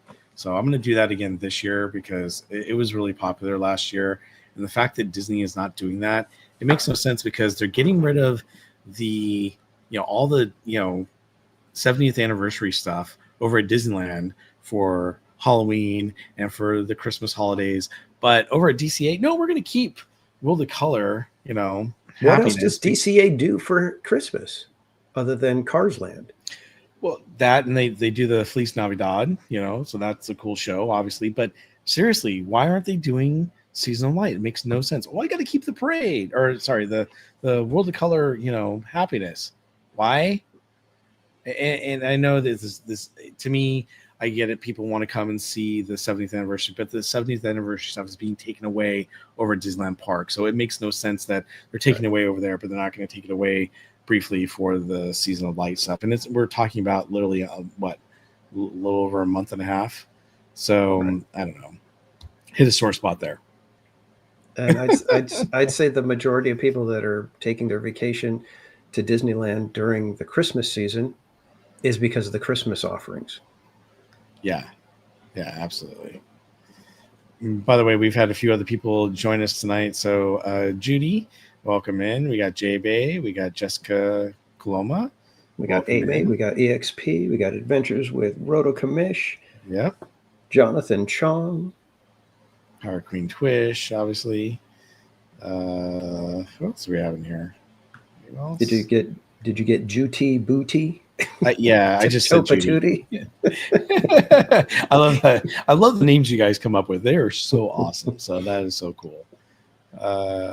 Yep. And you said Jonathan Chong. Oh, Chong will get 9 Inch Nails. Never thought I'd hear that at the parks. Well, yep, could be. Oh, and there's Christy. She says, "I'm here, binging." So thank you, Christy, for being here. I appreciate it. So great to see you in the chat. Well, not a whole lot on the news front, and that's basically it. I just want to cover the Knott's new locker policy and a couple of things they announced for Destination D23. And as always, we always definitely want to try to get Theme Park Casual out of here at a decent hour since he's got to get up early. Oh, and Jessica says, hi, Bob, and hi, Danny. So hello. Oh, we got Josh.35. Josh. Okay. Very cool. And by the way, thank you, everyone, for asking some amazing questions to our guests tonight. That was really, really cool, and always a pleasure to be there. Chris says, missed you, Bob. Where's Cordy? She's not feeling well, so she took the night off because she's recovering right now. So hopefully she'll feel better, and we'll see her in the parks real soon. Yeah, and I think our next hangout is, I don't think we have a guest lined up, do we? I was working on one, but I haven't confirmed anyone for our next one. So that's for the 22nd now, I believe. Is that right? Yeah. Let me look at my phone. What does it say there? So the next hangout should be a classic Park Streamers Hangout, or classic style. Amazing. Let's put it that way. Amazing. Park Streamers Hangout Classic.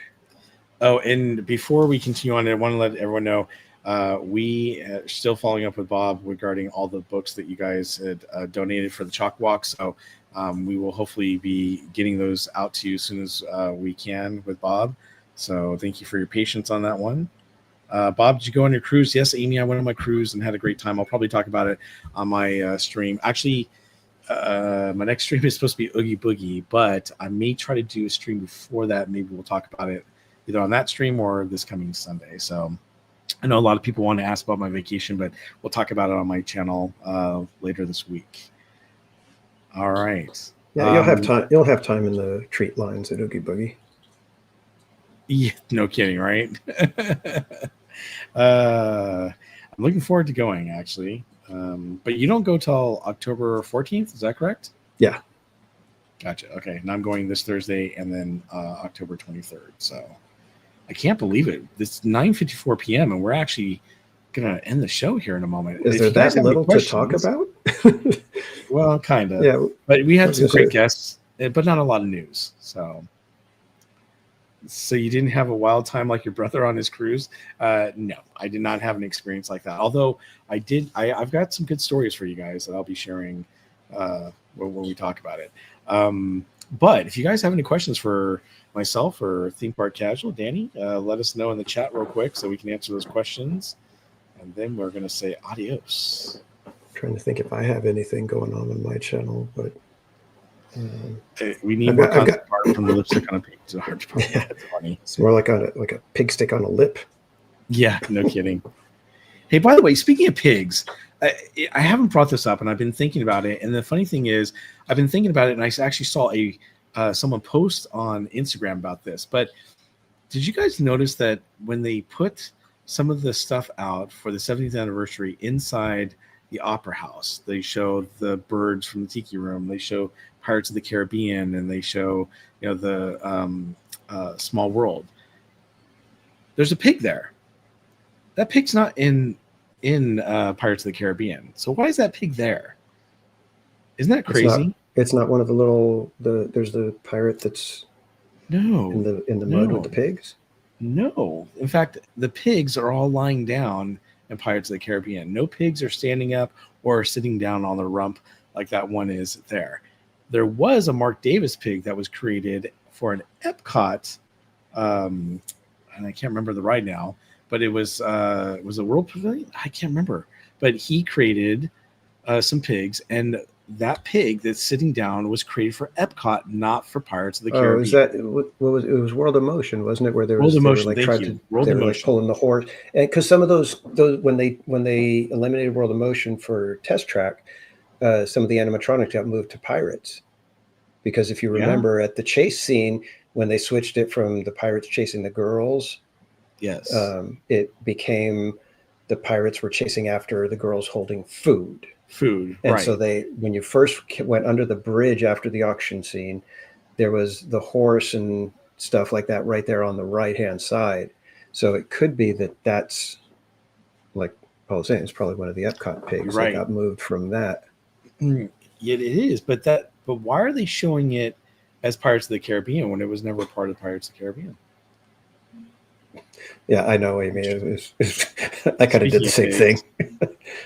I just, it blew me away, and I've been thinking about this for a while, and I wanted to bring it up. In fact, I was going to bring it up on the show tonight, and then I saw that little post, and I was like, oh, right? I mean, I think I was right about that. How soon is construction starting at Disneyland for Coco and these other projects?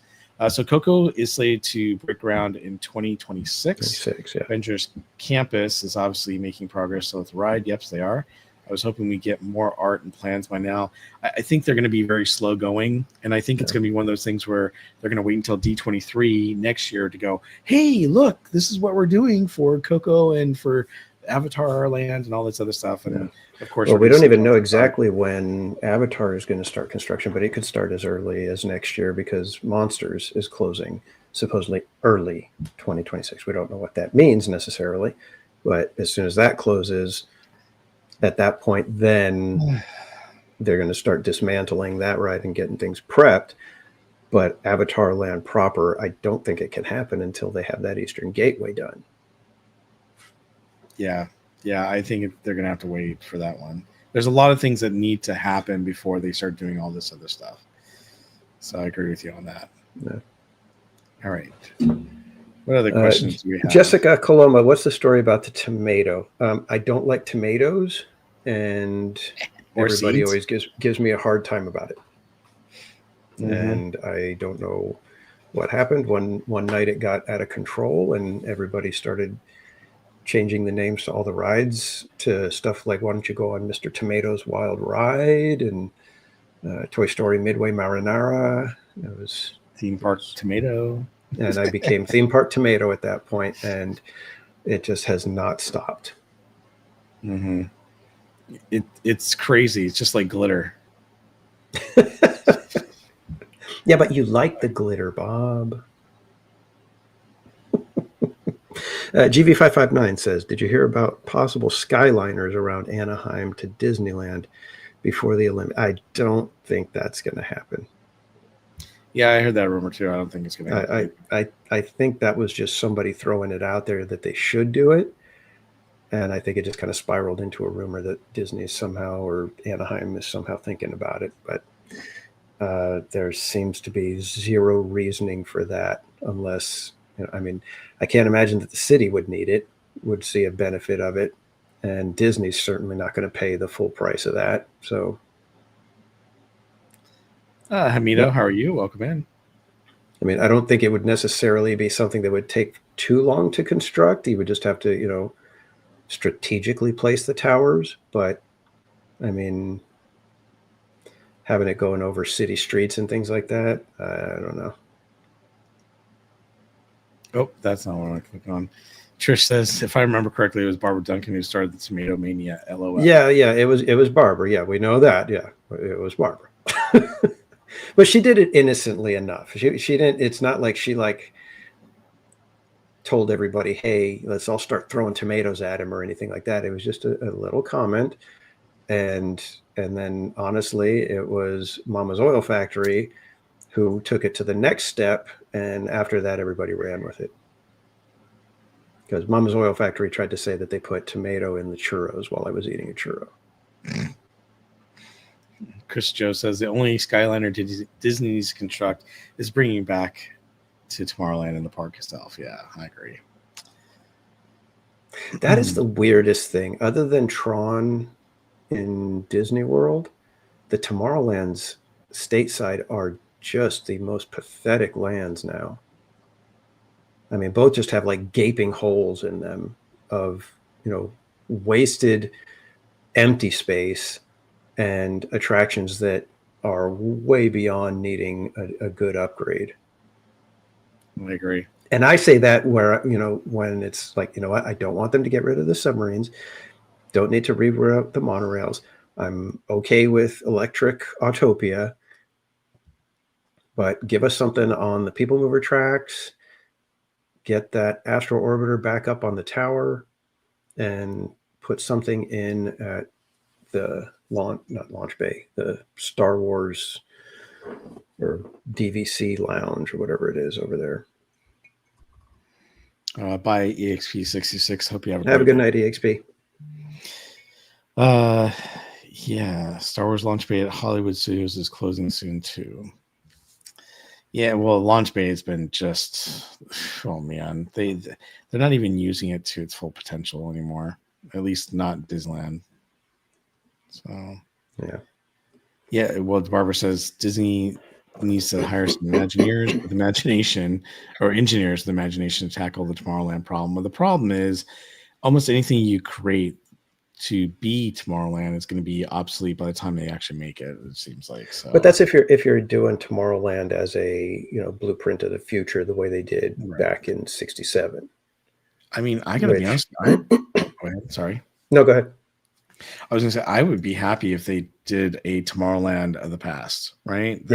Even that would be fine with me. Yeah, a mid-century modern styling and fun, kitschy rides. And then, like I keep saying, it's not that difficult. Turn it into the grid at night. And it goes Tron Legacy style. And you could do all kinds of stuff. At that point, I'm like, just serve alcohol. I don't care. Just get Tron in there somehow. Because then you have the end of Line Club and we're all good. Well, Tammy Delaney just gifted 1 Park Streamers Hangout membership. So, Tammy, thank you so much. Really thank you, Tammy. Flags in the chat. Who'd that go to? Let me see. Selena. Nice. Very cool. So congrats, Selena. Oh, and if that's the same Selena that, I don't know, is that, no, it's not. Sorry. I don't think it's the same Selena that got the hat. So. Yeah, I don't know. I'm not sure who the Selena that got the hat was. It was a name I didn't quite recognize, but. Yeah, but I did confirm that she got it. So that's awesome. And most everyone has gotten their Park Streamers Chalkwalk stuff, but we're still sending a few things out, and we just made contact with people. I was on vacation. I was still making contact with people. So, cool. All right. Well, let's go back there. There we go. Let's see. I think. Oh, Tammy says she finally finished her schoolwork tonight. Oh, that's awesome, Tammy. Awesome. Well, thank you for. I know typically you like to watch the streams, whether it's us out in the parks or the Park Streamers Hangout while you're doing your schoolwork. So thanks for doing that. Disney needs to fix their flooding issue at Disney World and Tomorrowland. Yeah, that too. There's a lot of things that Disney needs to fix, unfortunately. So. Yeah. Okay, well, I don't see any other question. Oh, you know what? Sorry. We do have a nice comment from Paul Newitt. It was earlier when we were starting to talk about questions, but he says, just that you 2 guys are awesome. Thank you. I appreciate that. I know. Stop it. Stop. You're going to make me blush. I'd like to see that happen. Well, let's go ahead and talk about where can people find you, Theme Park Casual? You can find me on YouTube, X, and Instagram, all of them at Theme Park Casual. I will be streaming our usual favorite Wednesday night stream in Southern California in Disneyland that starts around 5 p.m. this Wednesday. Very cool. All right. And everyone, you can find me at BarryPlace28 on YouTube, Instagram, TikTok, X, and Facebook.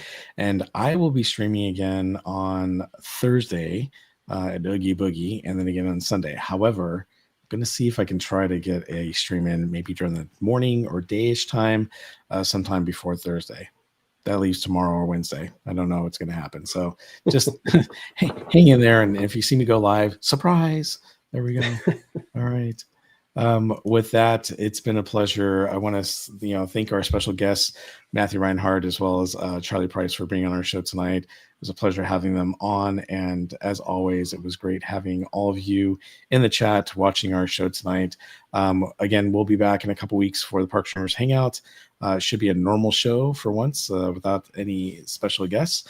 And with that, please come check us out on our channels. And don't forget, if you're looking for a place to go and find some other theme park streamers, I wanted to bring this up because, in fact, let me bring up, there it is, and let me share the screen with you.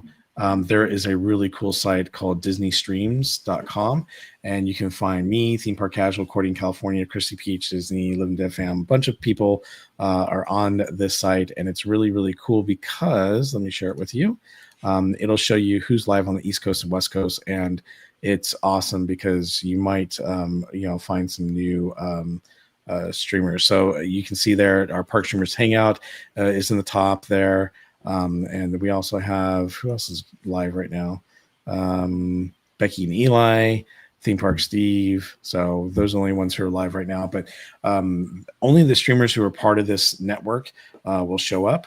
But it's really cool because if you want to check out and see who's live, you can actually go there. You can actually download and get the app, so you can install the app, which is really cool. That's brand new. But yeah, definitely check it out. It's a great way to keep in touch with all of us as well. So with that, I just want to say thank you so much for joining us, and we hope to see you on the next Park Streamers Hangout, as well as our own streams that are coming out this week. And don't forget, you can find Cordy on her channels, which is, help me out here, Casual, YouTube, Instagram, Blue Sky, kind of. What else is she on? TikTok, and I TikTok. think does she advertise her Discord, or is that I don't know how Discord works. I don't know. I can't remember if she advertises that one or not. So, but definitely go check out Cordy in California on her social media channels as well. You guys have a great night, and we will see you on the next Park Streamers Hangout in a couple weeks. Good night, everyone.